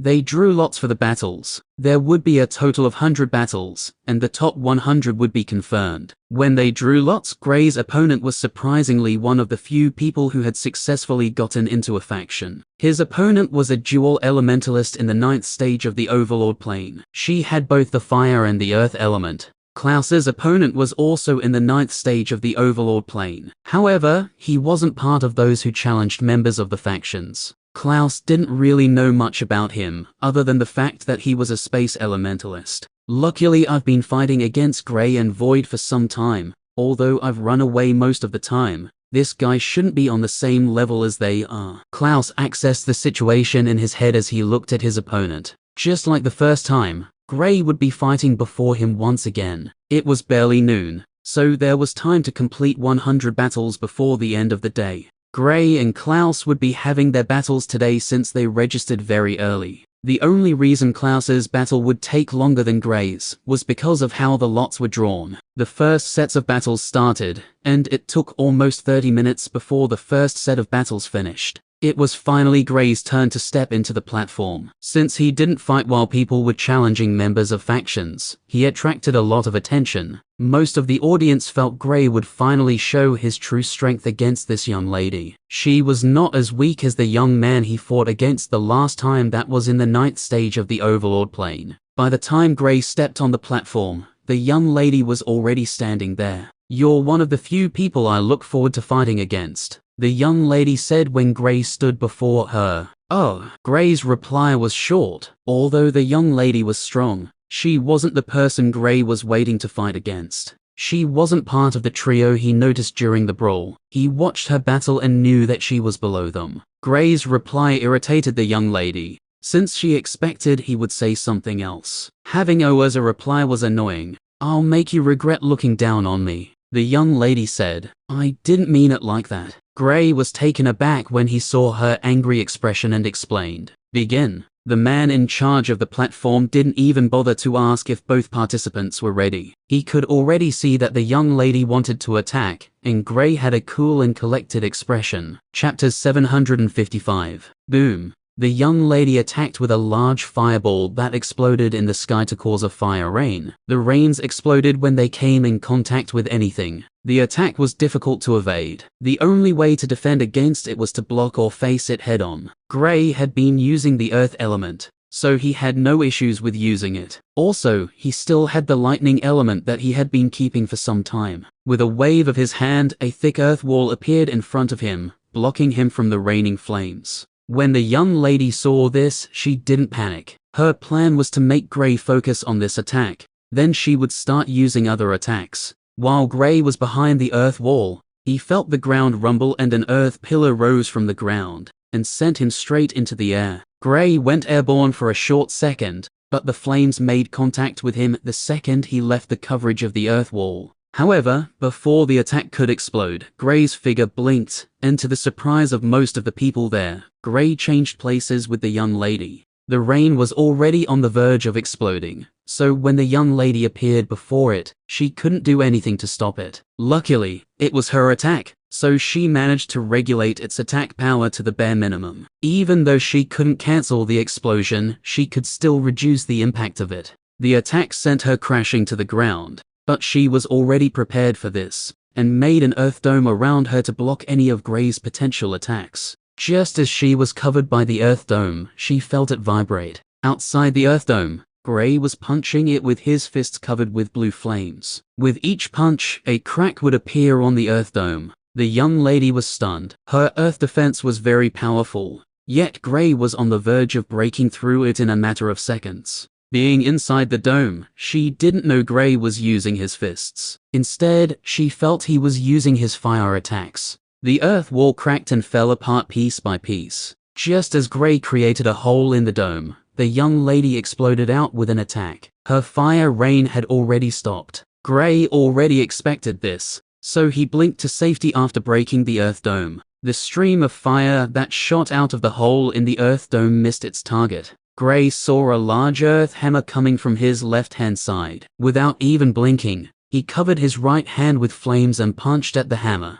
As soon as his fist connected with the hammer, it started to shatter. The hammer was completely destroyed by Gray's fist. The young lady, as well as the crowd, all had a dumbstruck expression, not neglecting the fact that Gray covered his fist with blue flames. This was still something anyone in the Overlord plane could achieve. Even barbarians that had the strongest bodies would not be able to do this if they were in the same stage as Gray, fighting against someone who was 2 stages above them. Kyle was a little surprised by Gray's insane physique. In the entire arena, the only ones who had normal expressions were his friends. This was something normal. They even expected these people not to be surprised, since Gray showed some signs of his terrifying physique during the first round. The young lady was only shocked for a few seconds as she continued her attacks. Gray blinked, dodging most of her attacks while blocking the rest. Whenever he attacked, the young lady was forced back by the force of the impact. What made everyone dumbfounded by Gray was the fact that he was only in the 7th stage of the Overlord plane. If he was already this powerful at this stage, how powerful would he be if he were to get into the 8th or 9th stage? Presently, the crowd felt he barely had an opponent in the 9th stage of the Overlord plane. If anyone wanted to trouble him, then said person must be one of the top geniuses from the top factions, or the person should at least be at the peak of the Overlord plane. Gray's battle with the young lady continued, and he gradually forced her to the edge of the platform. The young lady didn't want to give up in such a short time, so she took a gamble. With a scream, she yelled and her strength increased. This was a secret technique that would improve her strength for a short time. It was a little from those that would increase the strength of the user for a short time, at the cost of something else. This one would only give her a short burst of strength. If used properly, she would be able to turn the tides of the battle. The speed of the young lady increased and she shot at Gray. Gray didn't expect this and was a little late to move. If he used the space element now, he might be unable to escape from the hands of the young lady. Lightning danced around his body, and his figure retreated quickly. Even though he had a strong defense, he knew this wasn't the time to block the young lady's attack head-on. He had zero clue about what was happening. With the appearance of Gray's lightning element, the crowd went into an uproar. They already felt Gray was powerful with 3 elements. Now he added the lightning element as well. The most frightening thing was the fact that the lightning was red. Gray already had blue flames, which was a special type of flame. Now, he had red lightning as well, which was also a special type of lightning. Of his 4 elements, 2 of them were special types. The crowd almost couldn't believe this was possible. If they were not witnessing it, they would have never believed someone was this blessed. Is he favored by the gods? This was what everyone thought at this moment. Chapter 756. He has a 4th element. One of the elders from a top faction said in surprise. So it seems he had been hiding it all this while. Guess he didn't really see a need to use it then. Another elder said, "This young man is full of surprises. It would be a shame if we couldn't get him to join us." An elder from a water-based faction said, "Get him in your dreams. He doesn't even have the water element, and you're speaking." An elder from a lightning-based faction retorted, "For a talent like Gray, he didn't mind offending the other factions. When the others were plotting on how to get Gray the last time, he was dejected because Gray didn't have the lightning element, so he kept shut. But now that he knew Gray had the lightning element, and it was even a special type, he would vie for him as well." While all the elders were arguing about who would get Gray, the young lady felt a tinge of depression when she saw that Gray was able to dodge the attack. This was her biggest chance to defeat him, yet he brought out another element to evade the attack. "He's using me as a stepping stone," she complained inside as she gritted her teeth. Unfortunately for her, Gray didn't even have such thoughts. All he wanted to do was battle. Besides, he was already at the top. What would he need a stepping stone for? The young lady refused to believe she couldn't get him. She attacked once again, while the short burst of strength was still active. Gray didn't panic. After dodging the attack the first time, he knew it was something he could deal with. He opened his palm, and as the young lady got closer, a powerful burst of explosive lightning and fire attack shot out of his hand. The young lady tried to block it, but the earth that she created in front of her didn't even complete forming before it was destroyed. The attack sent her flying, and she crashed on the edge of the platform, unable to move. The force of the attack was just too powerful. It was above what she could handle. Gray calmly walked over to where the young lady was lying. She turned to look at him, anger burning in her eyes. Gray stood in front of her and looked at the man in charge of the platform. Seeing that the man wasn't making any moves, he created an orb on the tip of his finger. When the man in charge of the platform sensed the power gathering in Gray's finger, he knew it was finally time to take the young lady off the platform. The orb hadn't completely formed, but he already sensed that it was more powerful than Gray's last attack. After getting the young lady out of the platform, he declared Gray the winner of the battle.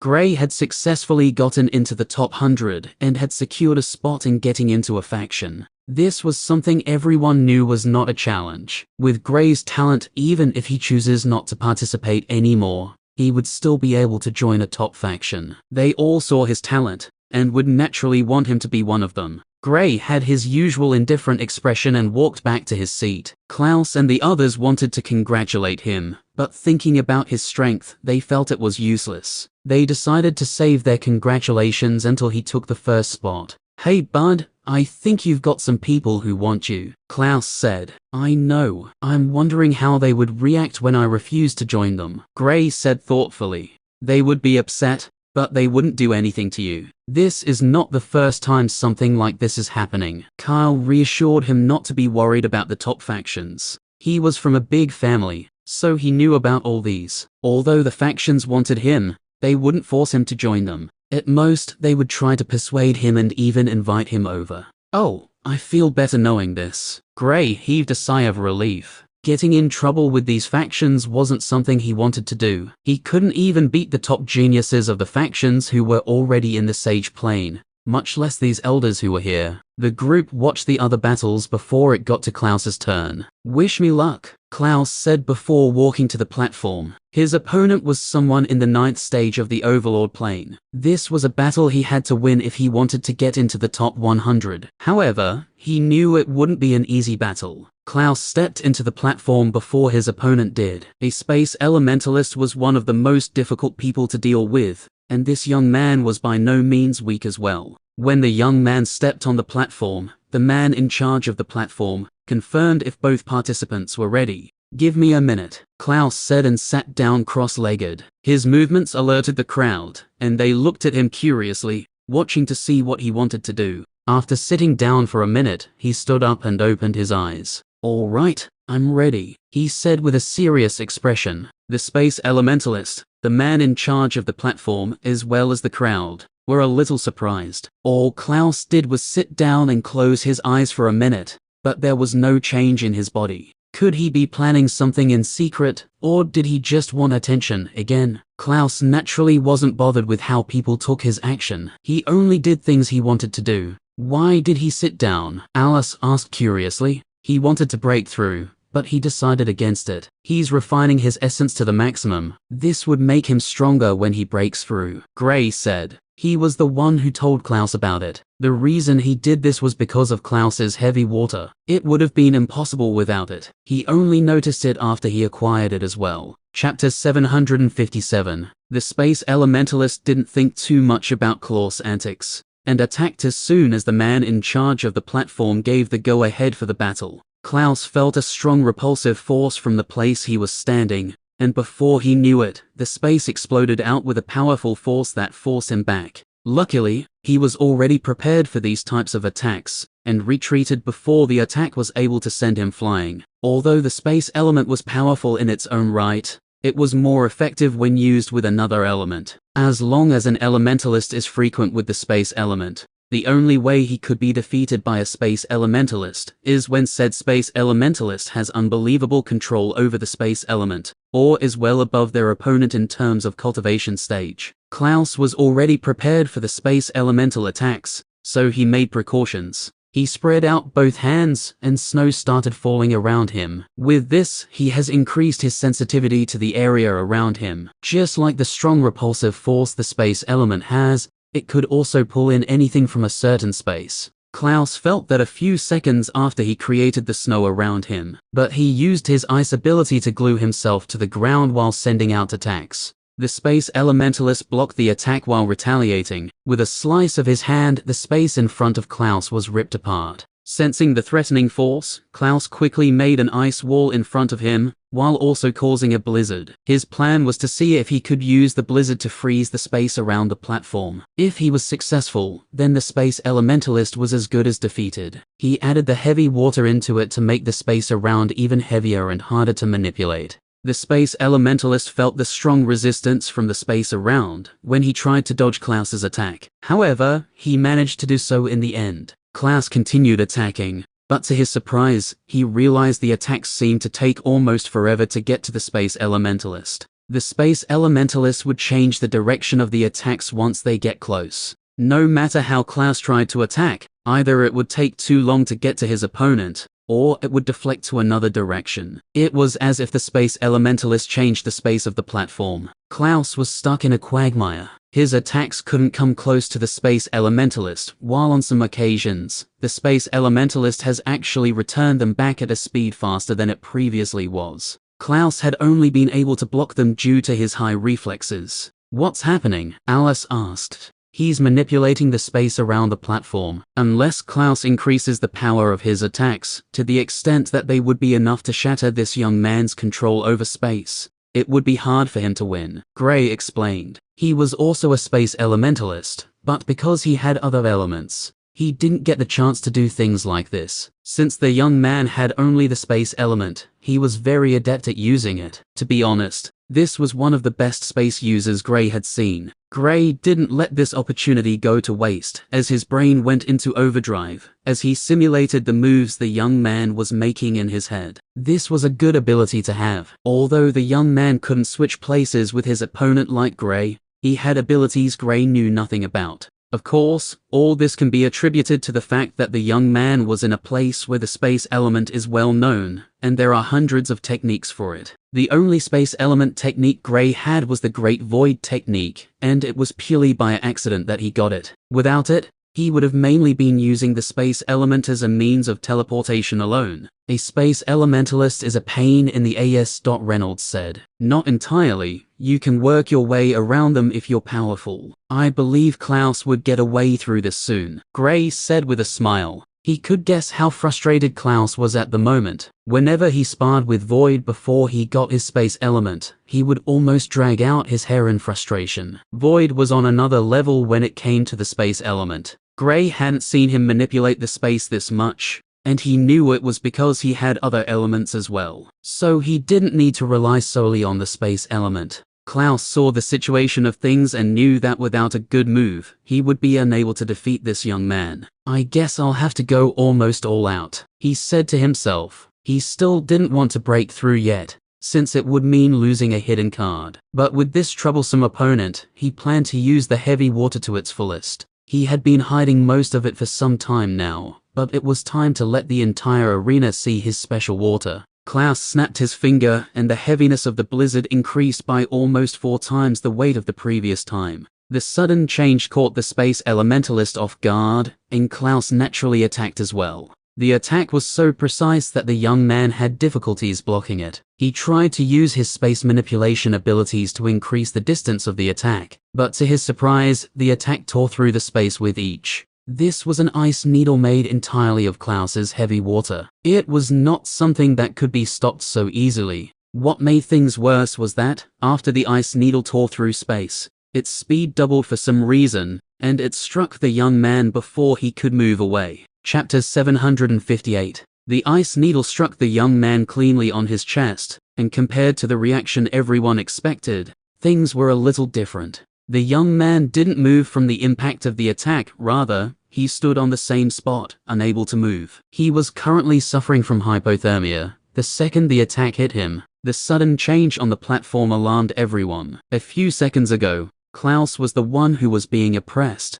but with a snap of his finger, the entire course of the battle changed. What was more amusing was the fact that the battle truly did change with a snap of Klaus's finger. This had got to be one of Klaus's biggest flexes in his entire life, changing the tide of the battle with a snap of his finger. Just thinking about it was already thrilling. The elders from the other factions all looked at Klaus with an apprehensive look. They all noticed what happened after Klaus snapped his finger. The blizzard he released on the platform got almost 4 times heavier, and it was difficult for the young man to adapt to the sudden change in such a short amount of time. The ice needle attack he also used was different from his previous attacks. This one was more powerful, and it even tore apart space just to ensure it got to its target. What freakish abilities. I really wouldn't want to fight against someone like him, a space elementalist said. Even though he was already well above the overlord plane, he felt a slight sense of fear just looking at Klaus. If he were to battle someone who had Klaus's abilities on the same stage as he is, then he would be in for a difficult time. We got a good one this time. A lady from the Moonlight faction chuckled. They still hadn't completely accepted Klaus because he was male. The reason they accepted only females was because females are more sensitive to cold compared to males. Klaus was a unique protege, since he had a greater sensitivity to ice when compared to most of the females in the Moonlight faction. The elders took all these into account before agreeing to let him join them. If not for all these factors, then no matter how powerful Klaus was, they would not have given him the chance to join them. While the crowd were discussing the change on the platform, something else started to occur. The young man who hadn't had any reaction for a while suddenly started to freeze. This was the effect of Klaus's attack. The freezing power of his ice ability had well over doubled in terms of power, because of him using the special water, so this was not unexpected. He even reduced the amount of ice he usually concentrates on the attack in fear of not killing his opponent. Klaus walked over to him and looked at the young man who was unable to move. He placed his hand on his shoulder to stop the ice from completely engulfing him. With a smile on his face, "I win." The young man wanted to speak, but he was unable to. All he could do was watch Klaus. If the change in the blizzard was only around 2 times or so, he might have been able to resist it, and even fight properly. But with a change of almost 4 times, he didn't even have time to adapt before Klaus ended the battle. This was a battle he felt he had total control over. But everything changed in the blink of an eye. From being the one with the advantage, he almost lost his life. From what happened, he could tell Klaus regulated the strength of the attack. This meant he could easily deal a blow deadlier than what he just used. Klaus was a horrifying opponent. The man in charge of the platform entered, and when he noticed the temperature of the young man, he couldn't help but look at Klaus before calling in a fire elementalist. "I reduced the effect.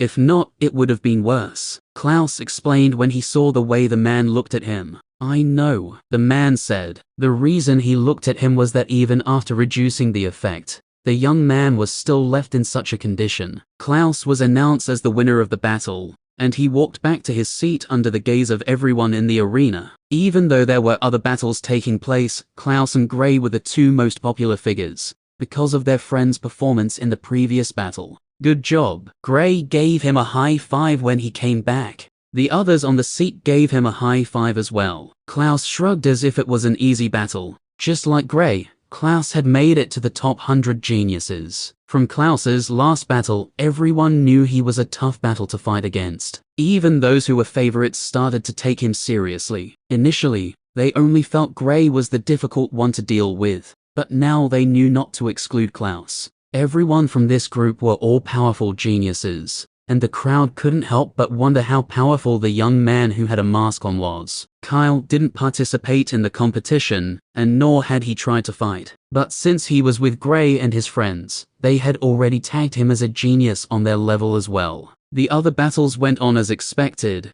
and by the end of the day, they managed to complete the 100 battles. With the top 100 confirmed, the next round would feature 50 battles. It was already late, so they couldn't draw lots again. Most of the audience felt it was a shame that all the battles couldn't take place immediately. They didn't have any problems with watching battles all through the night, but in the end, they weren't the ones making the rules, so they went home. Klaus didn't go out like expected. He stayed indoors throughout training. Gray had a lot of items from the first time he came to the Aurora continent, so he finally decided to give him some to improve his strength before the competition ends. With them entering the top 100, the battles would get fiercer now. Chapter 759. The next day came quickly. Gray and Klaus were the last to leave their rooms. Void had been exploring the city alone for some time now. He found some interesting things, but after Gray's repeated warnings, he managed to abstain from taking any of them. This was a big city in a high-leveled region, so it was natural that he would find a lot of strange things.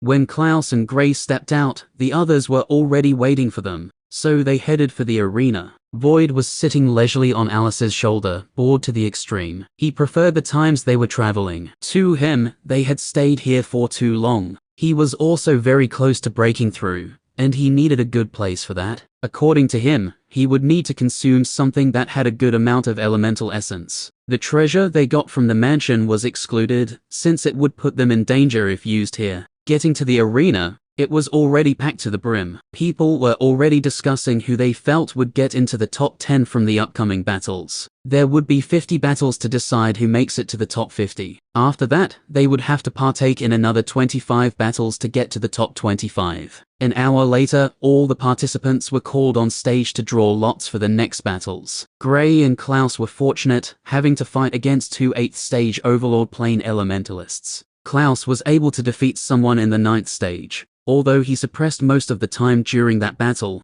all he needed to do was to change the heaviness of his water, and he got the advantage, and even defeated his opponent instantly. The only downside to this was that the others now knew of this. They had sensed there was something odd about his water, but they hadn't seen it properly, since he had been using the normal water to hide it, only using some of the special water. Gray and Klaus were surprisingly among the first group of people to fight this time. The others who weren't fighting felt a little sad, since they wouldn't be able to focus on a battle. The good thing was that Gray would definitely defeat his opponent in a short time, giving them the chance to watch Klaus's battle. Gray and Klaus walked up to their platforms, staring at their opponents. Gray's opponent could already feel her hopes shattered, but she didn't want to lose quickly. Klaus's opponent felt as long as he could be alert against Klaus' special water, then he had a chance of winning. The man in charge of the platform where Klaus was located confirmed from both participants if they were ready before calling for the start of the battle. Klaus's opponent was a lightning elementalist, so the second the battle started, he used a series of lightning moves against Klaus. Klaus didn't panic as he used an ice wall to block the attacks before countering. When the young man tried to block the attack, Klaus sent out multiple ice arrows, while ice shards started sprouting from the ground, heading in the lightning elementalist's direction. The lightning elementalist sent a lightning strike at the shards coming his way, destroying them, while he covered himself with the lightning element to dodge the ice arrows. He countered after getting to a safe spot, a place where he felt was safe. Klaus stepped on the ground, and the entire platform turned into ice. Instead of standing on the earthen platform, it was currently made of ice. The lightning elementalist was alarmed by this, and a bolt of lightning fell from the sky, aiming at Klaus's head. Klaus waved his hand above him, and a shield made of ice appeared above him and blocked the attack. The lightning struck the ice shield and spread in different directions. The lightning elementalist was taken aback when he saw this. He could tell that Klaus hadn't used his special water yet, but his ice ability was already this powerful. He had been preparing this lightning attack since the start of the battle, so it had gathered a good amount of strength, yet Klaus was able to block it with only an ice shield that wasn't even made from his special water. This could mean only one thing: Klaus had gotten stronger. He wasn't the only one who noticed this. The rest of the audience, who had been watching Klaus battle all this while, noticed it as well. Looks like his all-night training brought some improvements, Kyle commented. Gray gave him some things. I never knew they would be this effective, Alice said. And I really wanted him to be beaten a little before he gets into the top 10. Reynolds sighed. He was beaten on some occasions, so he naturally wanted Klaus to go through that as well. It wasn't from ill will. He just didn't want Klaus to use this to mock him in the future. I still don't know how you guys became friends, and are still friends. Kyle shook his head. Given the rate Klaus and Reynolds bicker, he was certain if it was some others, they would have become enemies by now. What was worse is that the duo laughed at each other's misfortune. However, he also knew that they wouldn't hesitate to fight to the death against anyone who harms one of them. Maybe this was what true friendship was: fighting, arguing, laughing at each other before helping out. But in the end, they each cared deeply for each other. While they were speaking, there was a change on Klaus's platform. The ice on the platform turned into water, and the lightning elementalist standing on it felt something hold onto his leg from the side. He looked down only to see tentacles made of water grabbing his legs. Lightning sparked around him and cut off the tentacles, but they returned soon after. When the lightning elementalist was focused on this, a large ice sword appeared above him and struck down immediately. Boom. Chapter 760.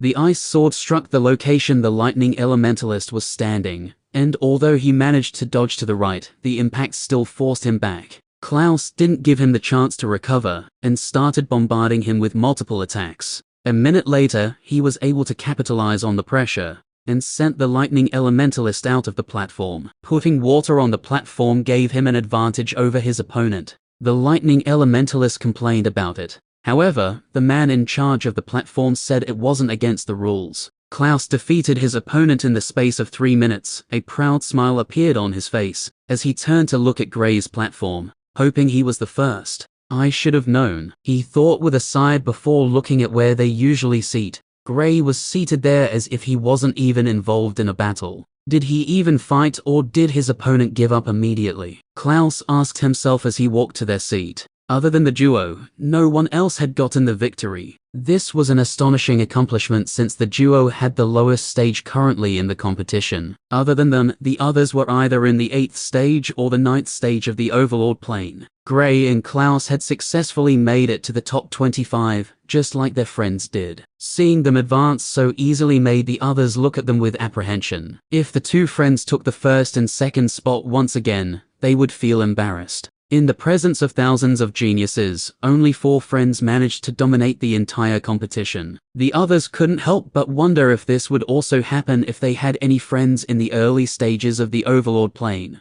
or even the Origin plane. Would they also be able to dominate the battles? Some minutes went by, and the others started to win one by one. After almost 20 minutes, all the battles finished. The first round was completed. Now it was time for the remaining 40 battles. 3 hours later, the battle for the top 25 ended. In the current top 25, 2 people were in the 7th stage, 5 were in the 8th stage, while the rest were in the 9th stage of the Overlord plane. The fact that Gray and Klaus, who were the ones with the lowest stage, were among the favorites to take the 1st and 2nd spot was beyond comprehension to most of the people here. They could see that they were powerful, but why would people in the 7th stage be this powerful in the first place? The participants were called out to draw lots once again. Since there were 25 people left, it would be arranged in the same fashion as the mid-stages rankings. There would be 12 battles, with one of the battles being a 3-way battle. When they drew lots, the person who would be taking place in a 3-way battle was Gray.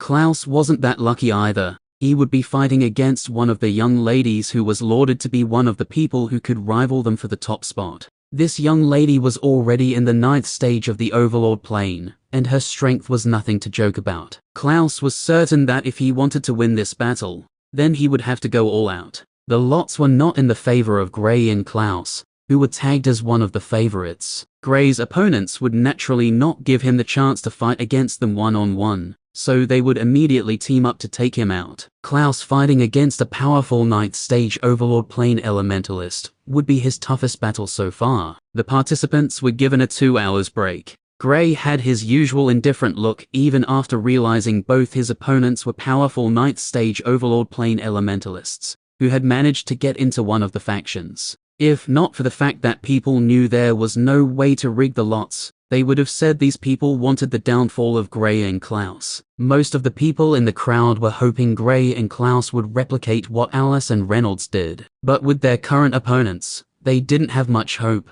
How do you think they will perform in this round? I don't know, but it will be very difficult for them to advance now. If they manage to do so, then they would become the favorites to get the 2 top spots. The crowd were all engaged in conversations as they spoke about what Gray and Klaus's chances of advancing were. Some felt this might be the end of the road for the duo, while there were a few who felt Gray and Klaus would pull off a miracle and advance against all odds. Since the battles weren't many, there would be 1 battle each, so everyone could watch all the battles without worrying about which battle to watch. Gray was once again going to fight first before Klaus. 2 battles took place before it got to Gray's turn. In the 2 battles, 1 lady in the 8th stage managed to advance, defeating an opponent in the 9th stage. She was one of the surprises so far. Gray stepped on the platform, looking at the 2 people before him. Kyle looked at the battle and asked, "How confident are you guys that he would win?" 1000%. The trio replied without hesitation. In a battle against multiple opponents, Gray was even more dangerous than when fighting against 1 person. He would be able to use his space element to its fullest, and also use his inscriptions as well. To be honest, putting Gray in such a position was no different from giving him the victory. He would win in a position like this 9 times out of 10. The man in charge of the platform looked at Gray and the 2 others, and after confirming with them, he called for the start of the battle. Chapter 761. Gray stood and watched his opponents seemingly plotting how they would defeat him. A smirk appeared on his face as he looked at them, amused. He didn't even try to attack them, letting them plot however they wanted. When the young men saw Gray's facial expressions, they laughed. They knew that they were no match for Gray one-on-one, but if it was 2 against 1, then they were certain that they would obtain the victory. They have heard of how Gray defeated the 2 young ladies back at the party. However, that was something they were capable of as well. The young ladies were only in the 6th stage of the Overlord plane, so to them, it wasn't much of an achievement. Of the 2 young men, one was a water elementalist, while the other was a dual elementalist, having both the light and earth elements. He was the most troublesome among the duo. They moved after they finished their plans. They had no time to waste since they wanted to defeat Gray as soon as possible to show everyone that he was not invincible. Gray didn't panic when he saw the duo coming his way. He prepared himself, and with a blink, he changed positions with the dual elementalist appearing on the side of the water elementalist. He sent out a fireball that exploded out, sending the figure of the water elementalist flying. The dual elementalist was stunned, but he quickly came back to his senses and used the superior speed of the light element to rush over to help the water elementalist. Gray was about to continue his assault, but the dual elementalist appeared in front of him, and earth spikes sprouted from the ground and forced Gray back. The water elementalist's figure crashed into the ground. He managed to create an ice dome to protect himself on time before he crashed to the ground. Not just that, but before Gray's attack connected with him, he made ice on his body to improve his defenses. The duo stood beside each other with serious expressions. "This is a troublesome skill. We need to find a way to maneuver through it," the water elementalist said, rubbing his chest. Even though he used ice, he still felt the impact of Gray's attack. Gray attacked once again. With a blink, he appeared in another location and threw multiple fireballs at them. Before the fireballs got to them, lightning rain started. The duo blocked the attacks before attacking Gray with a coordinated attack. The dual elementalist was the person Gray was most wary of. This didn't reduce the threat of the water elementalist, but with the speed of the light element, it would be hard to hold him down. They exchanged moves, with none being able to get the advantage. Seeing Gray hold his own against the duo, the audience were once again stunned by Gray's abilities. How could someone be this powerful? This was the question on their heads. They knew Gray was powerful, but fighting against 2 people who were also regarded as powerful was something else. While watching the battle, They noticed Gray wasn't having a difficult time as they all expected when the draw came out. In fact, he was fighting easier than previously. The only thing was that he hadn't been able to defeat any of his opponents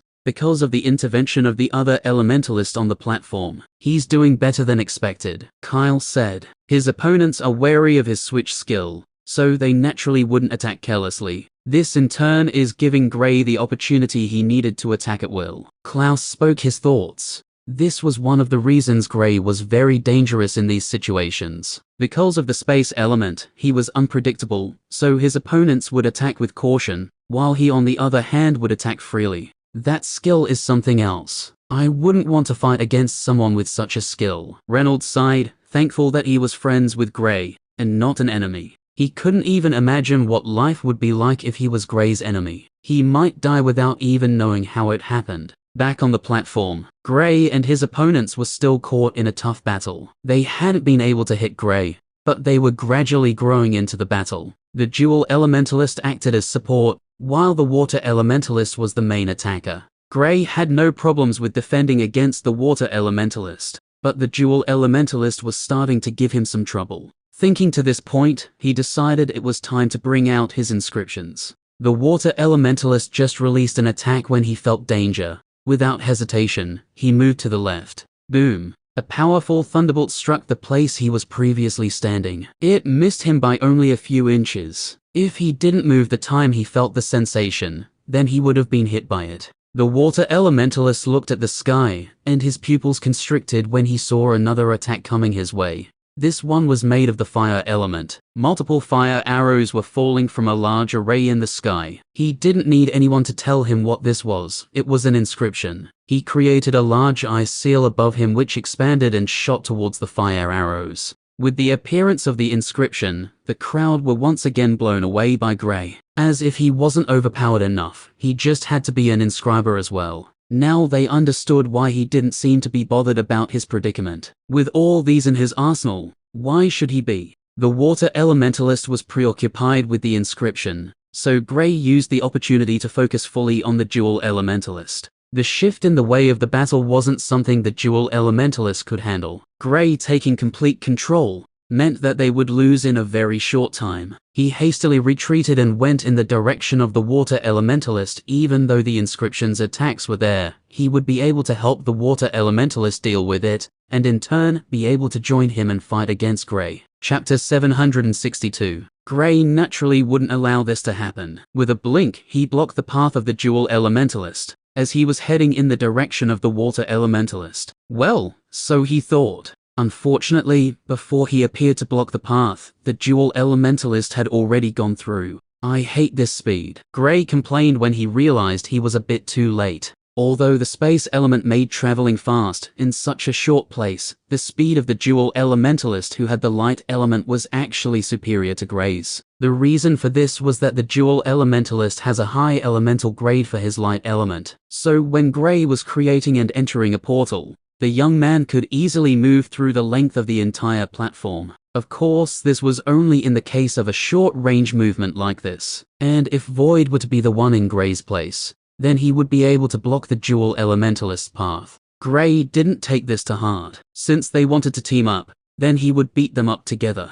3 smaller inscriptions appeared in the sky, with 2 unleashing lightning attacks. The large one and the remaining smaller one unleashed fire attacks. The dual elementalist and the water elementalist felt like they were the ones fighting a 1-against-2 battle. With the inscriptions and Gray's continuous attacks, they were unable to even get the chance to catch their breaths. The audience couldn't believe what they were witnessing. Even though they were seeing it, it was still hard to believe. Gray, who was 2 stages below both of his opponents, was actually suppressing them in a 2-on-1 battle. If not for the dual elementalist, this battle would have ended before it even started. Boom! An explosion rang out, and the figure of the water elementalist was pushed back. Before the water elementalist could regain his footing, Gray appeared close to him and attacked again. His attack hit a wall that appeared in front of the water elementalist. It was the work of the dual elementalist. Gray didn't feel frustrated by this and continued his attack. The dual elementalist was blocked by Gray's inscriptions, so for him to come over to where the water elementalist was located was extremely difficult. The water elementalist used the time that Gray's attack was blocked by the earth wall to regain himself. However, he noticed there was presently a large array on the ground,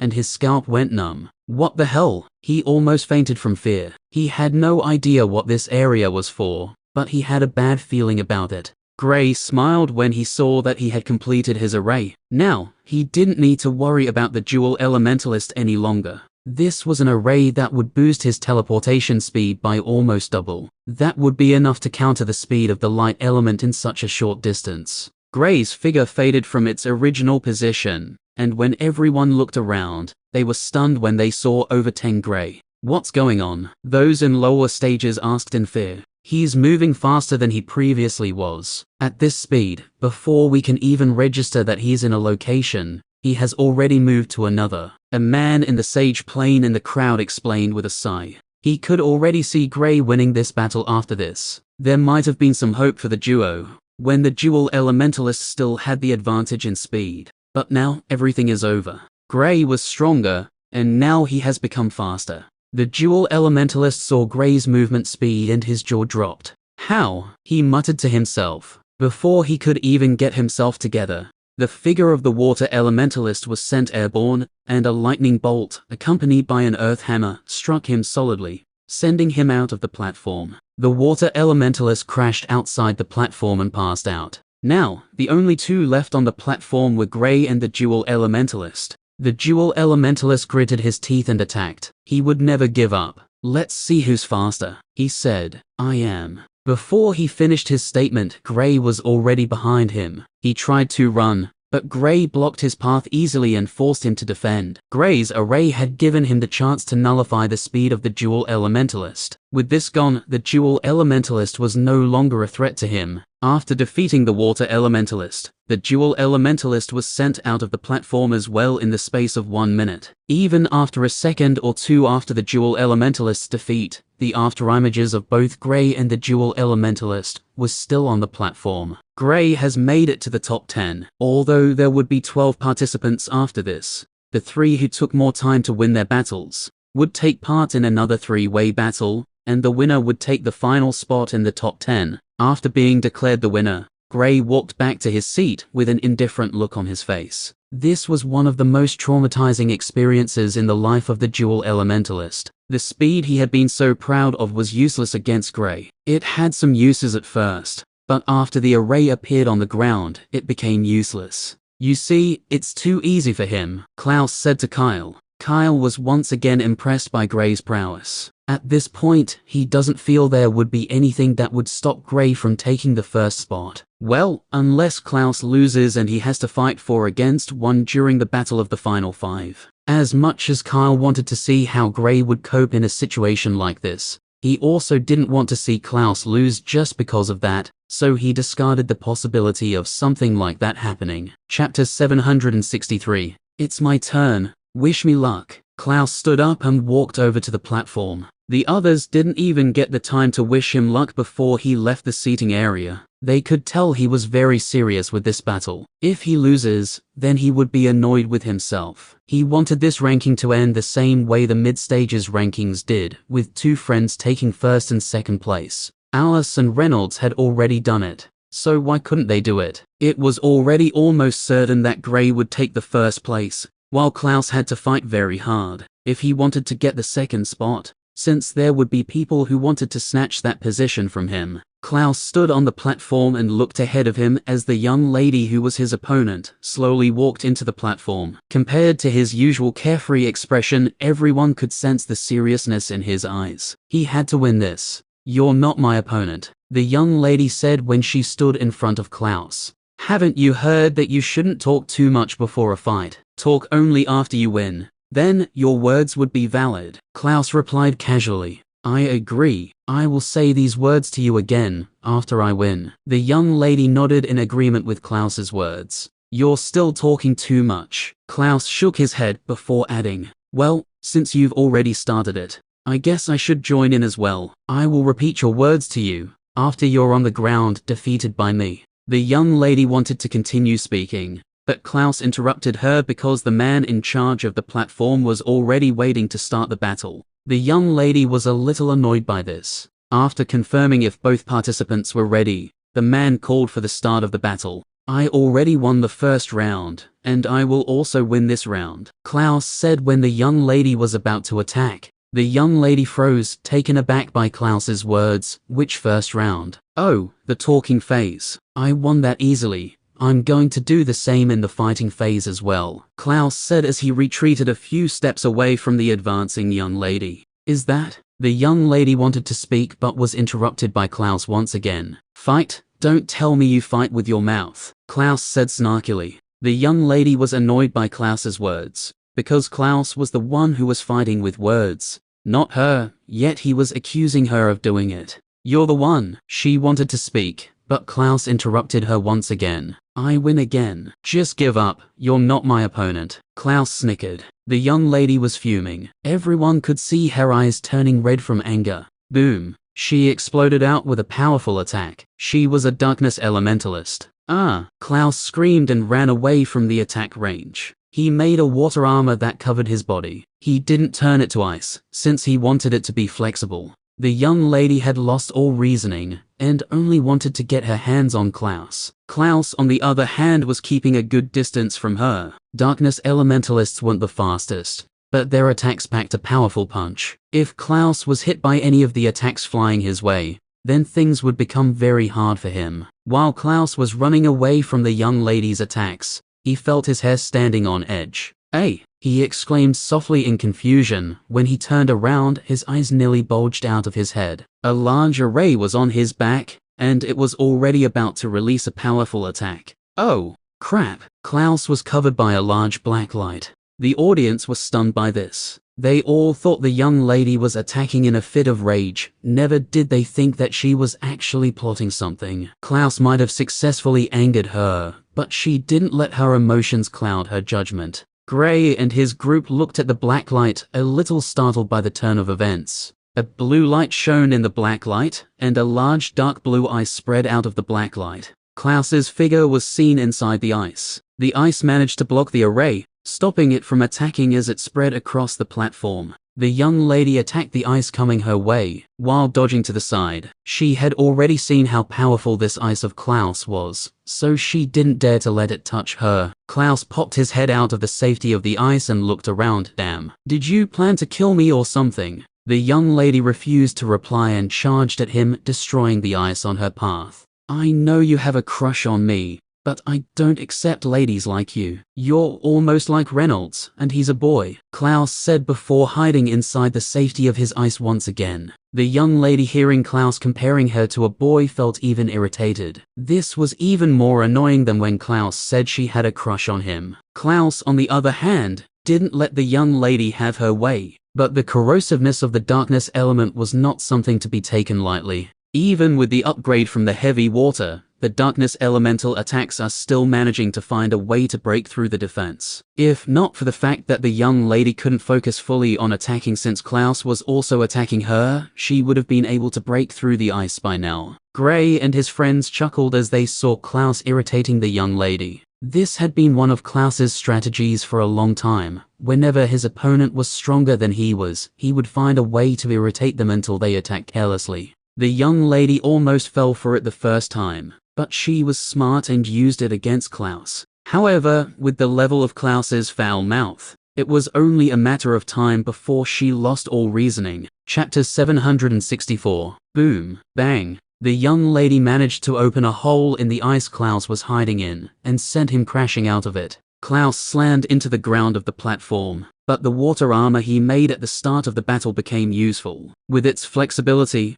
it was able to take over 80% of the impact. Klaus also used it to get back on his feet in a matter of milliseconds. He didn't want the young lady to get the advantage of being able to attack him while he was on the ground. He could tell that he had already infuriated her to the level she wanted him dead, but he didn't care. According to an old saying, all's fair in love and war. The young lady was already angered from the start of the battle. The longer the fight lasted, the more infuriated she became. Your mouth should be cut off. The young lady screamed in agony and attacked with brutality that showed she wanted Klaus dead. I already told you to stop speaking too much. See now, you're bleeding. and I haven't even tried to attack you yet. Klaus pointed at the lips of the young lady, which already had blood on it. The young lady bit her lips in annoyance and accidentally injured them. Klaus picked this and used it against her. The young lady was on the verge of going mad. The man in charge of the platform was lost. He didn't know what to do. If the battle continued in this manner, the young lady might lose her sanity. This was the first time he was witnessing a battle like this. He couldn't say it was against the rules, since all Klaus did was talk. But to him, Klaus's mouth was even more dangerous than his elemental attacks. You see, he's evil. Reynolds laughed as he said to Kyle. Kyle felt a little fear as he watched Klaus send the young lady into a frenzy with a few words. Even with his calm attitude, he was 100% certain that he would try to kill Klaus if he was on the platform fighting against him right now. The elders from the factions looked at each other, amused. They couldn't say they found Klaus' tactic underhanded. In a real battle, a plan like this could help a person escape certain death. Of course, you would get an enemy of a lifetime, but it didn't matter. In this case, Klaus knew he was at a disadvantage from the start, so he prepared his defensive measures and started to rile the young lady up. The young lady would certainly slip up at this rate, and Klaus would take full advantage of it to defeat his opponent. The young lady didn't know how to control her emotions, and Klaus was taking full advantage of that. If Klaus tried this against someone like Gray, who rarely showed his emotions, it would most likely fail. But against people who find it difficult to control their emotions, they would fall for this most of the time. The elder or the faction the young lady joined took note of this and was prepared to recommend a special training for her that would help her keep her emotions in check. Klaus was slowly getting the chance he was waiting for. The young lady had been able to block most of his fatal attacks, but a few had made contact. Presently, there was ice on some parts of the young lady's body. The ice was unable to cover her entire body, because she used the darkness element to corrode them. If not for the fact that it was made from the heavy water, it would have already been completely destroyed by now. Klaus continued his words as he didn't want the young lady to gain the advantage again. As time went on, the young lady started to make more and more mistakes. Klaus didn't let the chances go as he attacked with every opportunity he got. 3 minutes later, the young lady was lying on the ground, exhausted and almost completely frozen by deep blue ice. Klaus walked up to her and said, "I told you this would happen." He turned around and walked away from the platform. However, just as he was about to leave the platform, he paused and turned to look at the young lady. "You're not my opponent." He repeated the same words the young lady said to him at the start of the battle. The difference was that the battle had ended, and he was the victorious one. Question mark, question mark, question mark, question mark, question mark, dash, question mark, question mark, question mark, dot, question mark, question mark, question mark. The man in charge of the platform stepped forward to remove the ice, and just like Klaus's previous opponents, the young lady was almost freezing inside and was suffering from a severe cold. "Such a dirty move," Reynolds said as Klaus returned. "All's fair in love and war. I saw a chance and took it." Klaus didn't feel annoyed by Reynolds' statement. "How did you know she would react that way?" Kyle asked. "Oh, from the way she spoke the first time she stepped on the platform. I knew she was proud, so I took a gamble. Guess I was lucky," Klaus replied.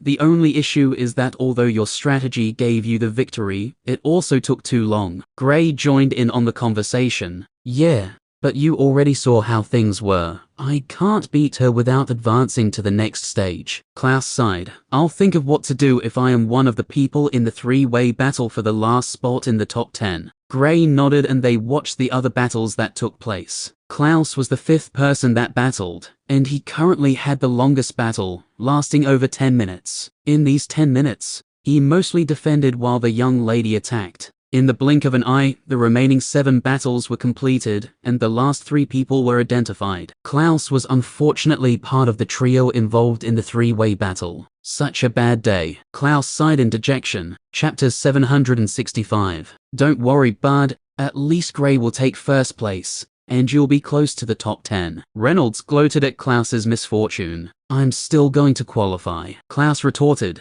"All beat up, right?" Reynolds asked with a smile. "Not at all. I'll be in my best condition," Klaus stated. "Okay, I'd like to see how that would be possible." Reynolds didn't believe Klaus would make it to the top 10 unscathed. He knew Klaus would win, but there was no way his opponents were not going to make things difficult for him. Gray shook his head when he saw Reynolds taking advantage of Klaus's misfortune. He was also in line with Reynolds's words. There was no way Klaus would make it to the top 10 in peak conditions, unless he received treatment after the three-way battle. With his light element, he should be able to help him out, but there's an extent he could use it too. Since the elemental grade is still low, I should take out time to check my elemental grades. Gray thought to himself as he looked at the arena, which was starting to look empty. It was already sunset, and the three-way battle would be taking place first thing in the morning, so there was no use in staying at the arena any longer. The group stayed at the arena a little longer, since Klaus decided to speak with a few of his faction members. When Gray got back to his room, the first thing he did was enter the chaos space. He hadn't tried improving his comprehension of any elements for some time now. Although during their journey he had been doing it a few times, he mostly just focused on his space element. When he appeared in the chaos space, he appeared at the mountain peak where the testing device was located. Without any delay, he placed his right hand on the device, and it came to life. A strange energy entered his body, and after going through a circle, it returned to the stone. A few seconds later, the stone lit up with 8 colors. The most eye-catching one was still the fire element, which had changed from the cyan to the yellow grade. After that, his next element with the highest elemental grade was his lightning, which was violet. But surprisingly, he realized he had another element with the violet elemental grade, the water element. It was previously in the blue grade, but it had managed to improve to the violet grade. His wind element was in the blue grade, as well as his space element, which had also seen an increase. His earth and darkness element were in the purple grade, while the light element was in the orange grade. When Gray saw the result, he fell deep in thought. Since I managed to awaken my domain, I guess my fire elemental grade saw an increase. Comprehending that water helped in improving my grade, it seems, while it's natural for the space elemental grade to improve, since I use it so much. But why hasn't my earth element improved at all? He was stumped by this fact. It had been months now, even years, since his earth element got to the purple grade, but it was still there, not improving in the slightest bit. Even his space element had come from behind to top it. It was a shocking thing to him. I'll have to focus on it next. No wonder I still haven't been able to learn that thing yet, he concluded. He had been trying to learn that move the Earth Elementalist from the Azura Empire used when battling against Klaus's father. But no matter how hard he tried, he still hadn't been able to. Now he understood the reason his elemental grade was still too low. After he finished checking his elemental grade, he decided to head to the Earth space in the Chaos space. Since he wanted to improve the elemental grade, then the best thing to do was to start now. The next day soon came. When they stepped out, Klaus was the first among them to come out of his room. Compared to before, he had a different aura to him. "You've gotten stronger," Gray commented when he saw him. "Of course, thanks to the water, my breakthrough was smooth." Klaus flashed a grin at the group. "This is still not going to change the fact that you're going to be trounced at the battle today. In fact, I can already picture you on the ground, almost out cold." Reynolds continued from where he stopped the previous day. Question mark, question mark, question mark, question mark, question mark, dash, question mark, question mark, question mark, dot, question mark, question mark, question mark, HMPH. "At least I'm not going to be like you, who was placed in a difficult position against a single opponent. I'm fighting against 2 people. It's natural if they beat me up," Klaus retorted with a proud smile.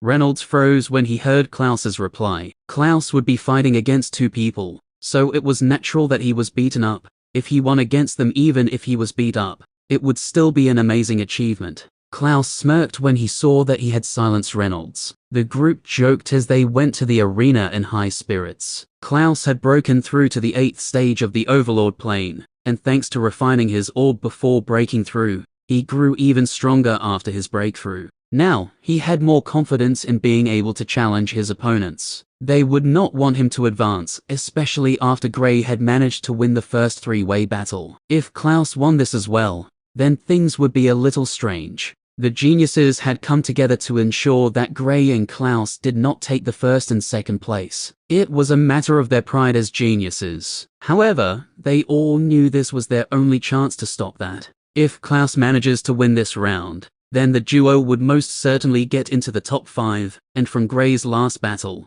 they knew he had no problems with dealing with 2 or more opponents. Chapter 766. When the group got to the arena, they sat in their seats with serious expressions. Those around them also noticed the difference in Klaus's aura, and realized he broke through the previous night. Some felt he forced the breakthrough when he saw the people he would be fighting against. Others, who had taken note of him for a while, now knew he was holding himself back from breaking through all this while, so he only did it when he knew he needed the strength. This was a good thing for him, since his opponent would come with the mindset of him still being in the same stage as before, only to be shocked once they saw him. The top factions arrived earlier than usual. Today was the last day of the competition, so they wanted to ensure all the battles took place soon, since they wanted to head back to their factions with their new members. The man in charge called for Klaus and the 2 others who would be taking part in the 3-way battle. Klaus took in a deep breath before walking in the direction of the platform. He didn't say a word even when his friends were wishing him luck. His eyes were focused solely on the platform. This was a battle he wanted to win. His movement was slow but steady. In no time, he arrived on the platform. He stood straight while facing where his opponents were coming from. The man in charge saw the difference in Klaus, and nodded his head in approval. He was the same person who was in charge of Klaus's battle when he said he should be given a minute. He noticed Klaus wanted to break through then, but refrained from doing so. Now he knew Klaus was keeping it from the right time. Klaus's opponents soon appeared on the platform, both staring at him with terrifying gazes. Both of them were in the 9th stage of the Overlord plane, and one of them was a dual elementalist, who had the wind and the fire element. The other person was an earth elementalist. From their elements, Klaus had already predicted how their battle plan would be. The dual elementalist would be the main figure attacking, while the earth elementalist would act as support. The man confirmed from the trio if they were ready before calling for the start of the battle. Just as the battle started, Klaus tried to see if he could play some mind tricks. "Are you 2 really going to team up against me?" he asked with a blank face. The duo didn't reply to him as they moved closer to him. "I know you're geniuses, but you 2 have got to be the most gutless geniuses I've ever seen. How can 2 9th stage Overlord plane elementalists team up against a newly ascended 8th stage Overlord plane elementalists and still call themselves geniuses?" Klaus asked with a smile. He could see the change in the expression of the duo when he said this word. "Pathetic. Even a pig will have more decency than you 2. Even if I were to lose against the 2 of you, I'd still not take you people as geniuses, because deep down, you're nothing more than a gutless swine, who would need to team up just to fight against those who are a stage or 2 below you." Klaus continued talking to them. His words seemed to be hitting the duo, since there was a visible change in their countenance. Even their movements stopped. It was clear that they were thinking about what Klaus was saying. "Do you think everyone here would take you 2 as a genius if you team up to defeat me?" The answer is a resounding no. Klaus stood in the same position as he spoke. "You would be looked down on in the factions you joined. Even those at a lower plane will feel you 2 are nothing but trash." "Do you want people to call you trash?" Klaus asked the duo. "No," they answered in unison. They were geniuses, so it was normal that they were prideful. Before the battle, they also felt it was beneath them to team up against someone they felt was weaker. But they didn't want to let Klaus win, so they felt it was what was necessary. However, Klaus's words had shaken their resolve. Even if they still managed to try to team up, they wouldn't be at their peak, since their minds were shaken. The elders from the top factions stared at Klaus in awe. They couldn't help but commend his brains. He knew his chances of winning against the duo were slim, so he tried to shake their will or even break them up. This was a terrific strategy that would definitely help him out in the battle. His opponents wouldn't want to be looked down upon and called trash by those in the factions they wished to enter. Of the duo, only one of them was successful in his attempt to challenge someone from the faction he wanted. The other one was unsuccessful. He had managed to get to this point. Now Klaus was telling him even if he won, he wouldn't be able to amount to much, since everyone would take him for a gutless genius. Gray smiled when he saw the change on the platform. "He's a genius, you have to give him credit for that," he said with a light laugh. Question mark, question mark, question mark, question mark, question mark, dash, question mark, question mark, comma, question mark, question mark, question mark. "No, he's evil," Reynolds said.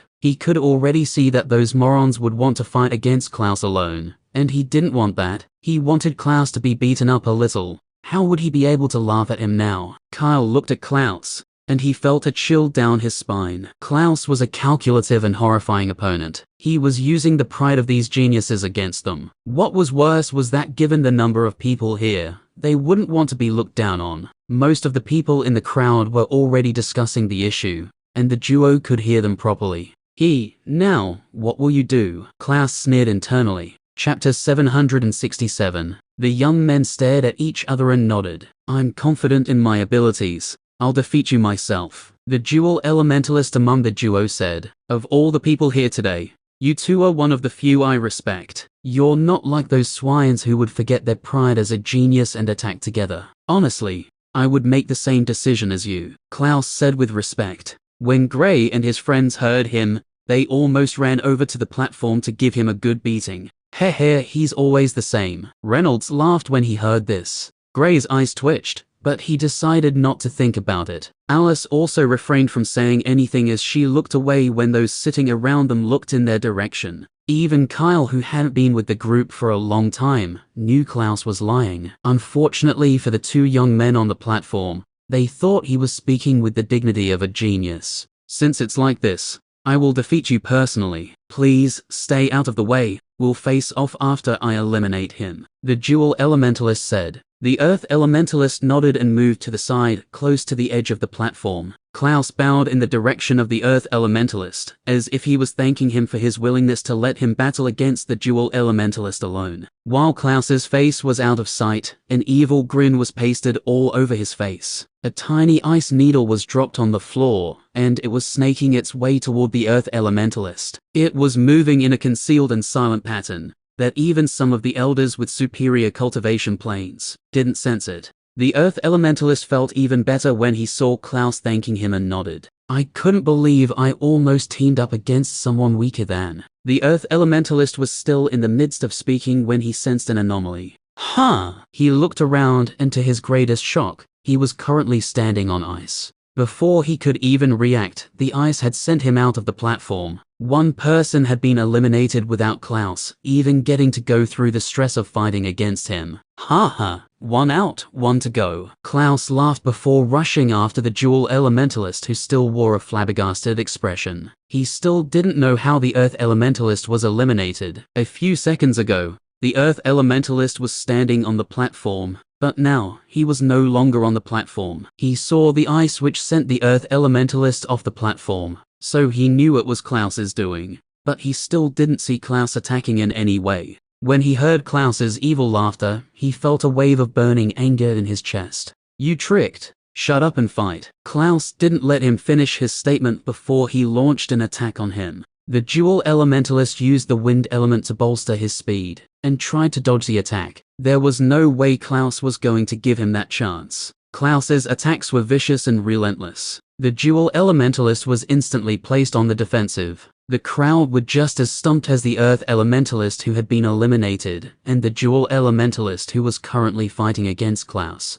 They didn't see Klaus attack, but since he was the only water elementalist on the platform, they knew it was all his handiwork. Is it just me, or has he become even eviler? Alice couldn't help but ask. None of them saw this coming. Even Gray didn't notice when Klaus released the attack. It was only after the attack activated did he sense it, like almost everyone here. The few elders who sensed the attack earlier looked at each other, and couldn't help but shudder at the thought of how ingenious Klaus was. They could already see that his name will command fear in the hearts of his enemies in the future. Klaus was a cunning individual, too cunning for his age even. Most of them wouldn't have thought of solving Klaus' current problem in this manner. As things stand, Klaus made sure that once he started showcasing his strength, no one else could interfere in the battle. If the earth elementalist stayed on the platform, there would have been a possibility of him joining the battle. Once he notices Klaus had the upper hand against the dual elementalist,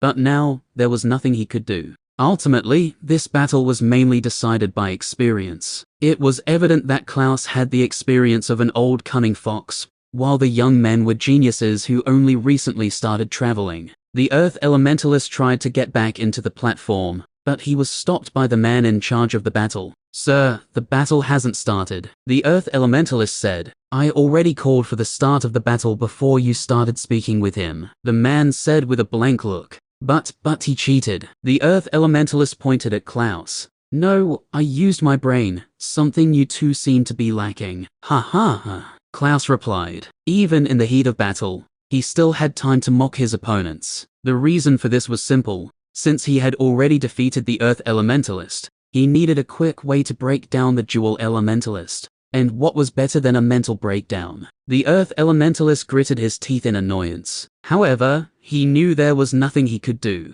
The elders from the Moonlight faction looked at each other, a little scared. Klaus was a genius, no doubt, but he had the habit of making enemies. This might be beneficial for him. More enemies means he would have to grow stronger quicker, or else he would be killed. One of the elders said, "Yes, and given the skills he has displayed, I think he is used to such a life. What I'm just confused about is why we haven't heard of someone like him. Not just him, but his friends as well. With their talents, they could easily get into the best factions in the Middle Continent easily from a young age." Another elder said, Chapter 768. The elders continued speaking about them, and they decided to do some research on their identities. When they got back to their factions, these were geniuses they would want to groom to be pillars of their factions, so they naturally had to make sure they were people who would take them seriously as well. During the time they were speaking, Klaus had forced the Dual Elementalist into a difficult situation. Even with his superior speed,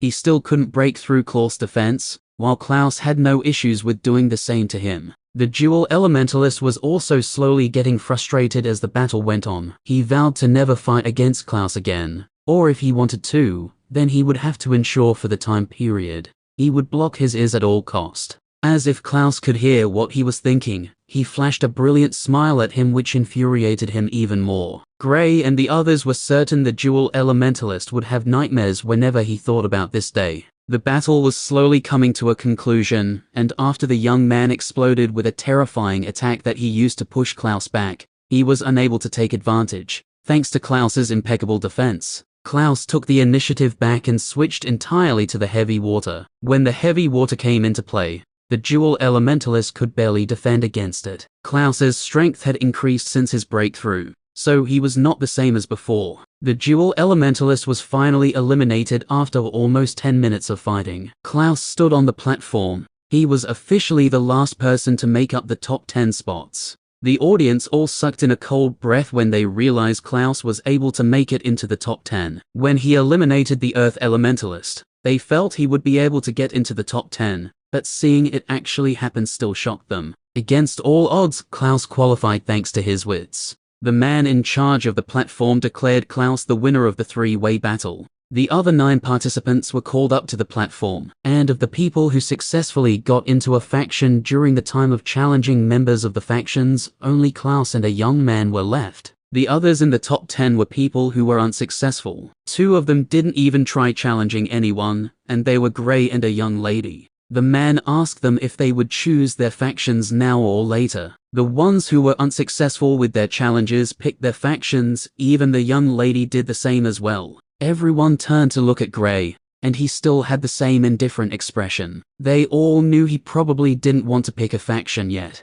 They were told to draw lots, and since Klaus just finished fighting, they were given 1 hour to rest. Klaus's opponent was the young lady who recently just picked a faction after getting into the top 10. Gray's opponent was a young man who was unsuccessful in his first attempt to get into a faction. Gray and Klaus went back to their seats, and the group congratulated Klaus for his stunning victory. "Ray, you see, winning with style." Klaus started to brag. "You cheated," Reynolds retorted. "Look, my friend, I've said this, and I'll say it again, all is fair in love and war. Did you think I would win this easily if I didn't use my brains?" Klaus didn't think too much about Reynolds' words. "Definitely not," Reynolds replied. "You see, but I won anyway. And I didn't even get to fight 2 people, one of them willingly left the platform." Klaus chuckled. "I didn't even sense the attack. How did you do it?" Gray was curious about this, so he asked. "You see, it's like this." Klaus explained it to them.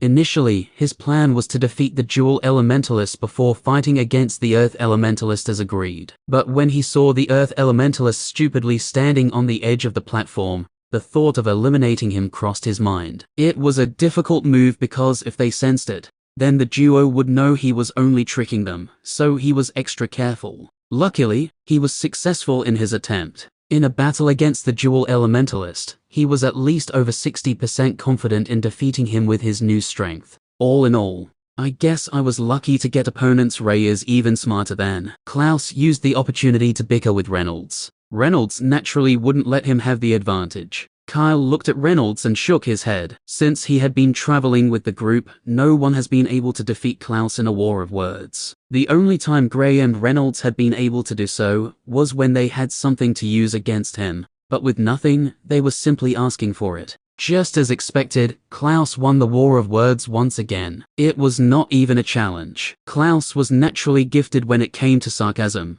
so it was easy for him to always have a greater comeback whenever Reynolds said something to him. Time went on and the 1 hour soon elapsed. Gray was the first to fight once again, and he didn't even give his opponent any chances. He had shown his 4 elements as well as his inscriptions, so he used everything to quickly deal with the young man. He was victorious in less than 5 minutes. Klaus's battle was a little longer, but in the end, he won just as everyone expected. Now, both Gray and Klaus have made it into the top 5, just like their friends did during the last round. The other 3 who made it to the top 5 were 2 young ladies and a young man. Klaus almost wanted to advise them to give up even before the battle, but Gray closed his mouth when he saw that he was about to speak to them. He didn't even need to know what he wanted to say, but he was 100% certain that it was nothing good. Chapter 769. They were all given a 2 hours break before the start of the final battle. "You two better not disgrace me," Reynolds said.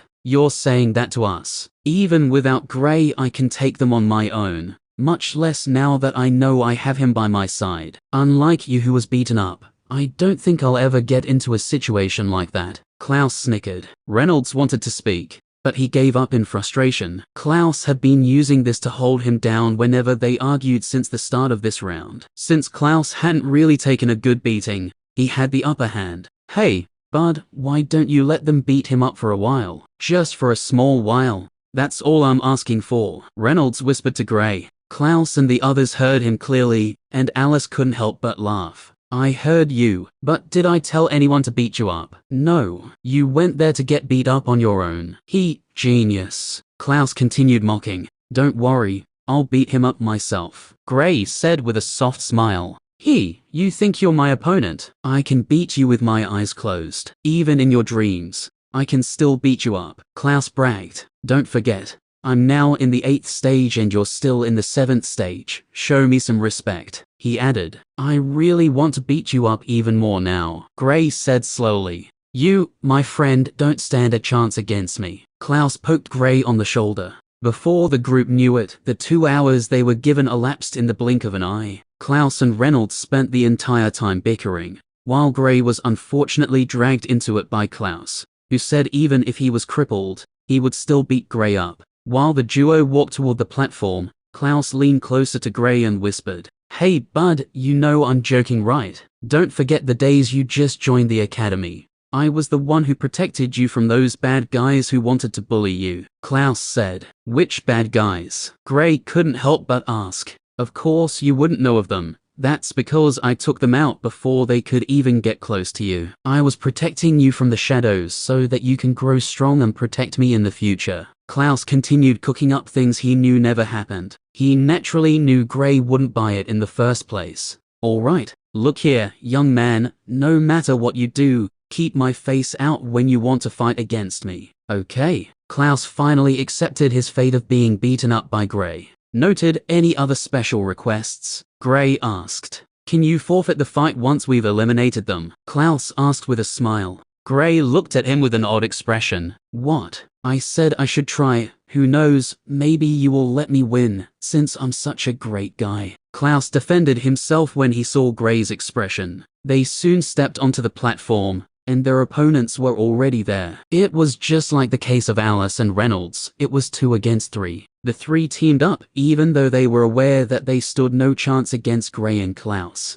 Both Gray and Klaus had fought in a three-way battle and won comfortably. Klaus's battle might be a fluke since he used trickery, but he won nonetheless. Gray's battle was more convincing. However, even if two of them held Gray back, the last person wouldn't necessarily be able to defeat Klaus. Klaus had shown his strength since the start of the competition, and it was evident that he was no pushover. Other than Gray, there were very few people here who could trouble him, and those people weren't part of the competition. The trio stared at the duo. Their gazes were fixated on Gray in particular. Klaus, seeing this, couldn't help but cough out softly to draw their attention. It worked as expected, and he got them looking at him for a while. Whenever they looked at Gray, he would make another sound to draw their attention once again. Gray almost facepalmed as he saw this. Klaus was just a typical crazy person. In fact, a crazy person might not be as bad as he was. The man in charge of the battle stepped forward, and after confirming if all 5 participants were ready, he called for the start of the battle. Gray and Klaus didn't make any moves after the man called for the start of the battle. Rather, they watched their opponents. "I advise you to make your move first. It wouldn't be good if I grab all the spotlight again," Klaus said to Gray. "What are you even saying?" Gray rolled his eyes. "I'm saying you should show some of your moves so that people will at least know you're powerful. I don't want you to say I hoarded the spotlight." Klaus spoke confidently. The trio looked at the duo in confusion. They initially thought Klaus was speaking to them, only to realize he was arguing with Gray. "What's going on?" one of the young ladies asked, a little confused. "I think they're having a fallout," the young man said. "Do you think they're playing around?" the other lady asked. "Let's continue watching." The young man wasn't in a hurry. He was currently thinking of how they would eliminate Klaus first. Then Gray would have to face 3 of them alone. Just as they were still contemplating if Klaus and Gray were truly having a fallout, Gray sent Klaus flying in their direction. Klaus landed in front of them and cleaned his body. "Fine, we'll beat you up together," Klaus said in annoyance and turned to the dumbstruck trio. "Don't even think you 3 can fight him alone. I've been friends with him for some time now. I know some of his secrets. So what do you say we beat him up together?" Klaus started to rile up the trio. "Really?" the young man asked. He was still very cautious of Klaus. Klaus was standing around 5 meters away from them. "Of course, he's very annoying," Klaus said as he walked closer to the group. "In fact, I know a skill of his that once he's within 10 meters of you, you're done," Klaus said in a matter-of-fact manner. "Please tell us," the young man said. Klaus was currently standing around 2 meters away from them. "Tell, why don't you see for yourself?" Klaus chuckled. Hi. As soon as Klaus finished his statement, his figure changed to that of Gray's. Chapter 770. Hi. The transition was so smooth that even before Klaus's words entered their ears, Gray was already in sight. Before they could move, they felt a stinging pain. Looking around, it was as if they were standing in an inferno. Gray was standing in the middle of the inferno like a god as he watched them silently. The crowd, who was still in shock due to the small conflict between Gray and Klaus, was stunned by the turn of events. But they couldn't even speak about it, because they were witnessing the shock of their lives. Since the start of the competition, Reynolds was the only one who had done something almost similar to a domain. It only missed a few details, or else it would have been a complete domain. However, right in front of them was a true domain, made by someone who is still in the Overlord plane. This person was only in the 7th stage of the Overlord plane. If that wasn't shocking, they didn't know what was. All the elders from the top factions were on their feet. They were already astounded by Reynolds' ability to make a semi-domain. But Gray didn't just make a domain, he used it to perfection. This showed that this was not the first time he was using it. Where did such a genius come from? One of the elders from a top fire-based faction asked in shock. Now, he was a little afraid of trying to take in Gray. If Gray has such abilities, it meant he was definitely under the tutelage of someone powerful. If he wasn't, there was no way he would understand things about the elements by this much. Whoever was teaching him must also be an array grandmaster. He's definitely from one of the big families. It's impossible that such a genius would come from nowhere. He must have been training in secret, but now they finally let him loose. Another elder said, thinking about it properly, They finally understood why Klaus and others were such powerful figures. They must have also been training in secret. The only reason they agreed to join a faction was probably because they needed more training. Gray didn't need anyone since he was already this powerful. Without his domain, the only people who could rival him in the Overlord plane were those geniuses with Cyan and above elemental grade. And the Elders knew for a fact that the geniuses must either be in the 9th stage or at the peak. Now, with his domain, he was basically invincible in the Overlord plane. The strength of a domain lies in its dominant power. Without sufficient strength, even some early Sage Plane elementalists would find it difficult to break out of the domain's hold. A domain was like a cage, giving the owner absolute power.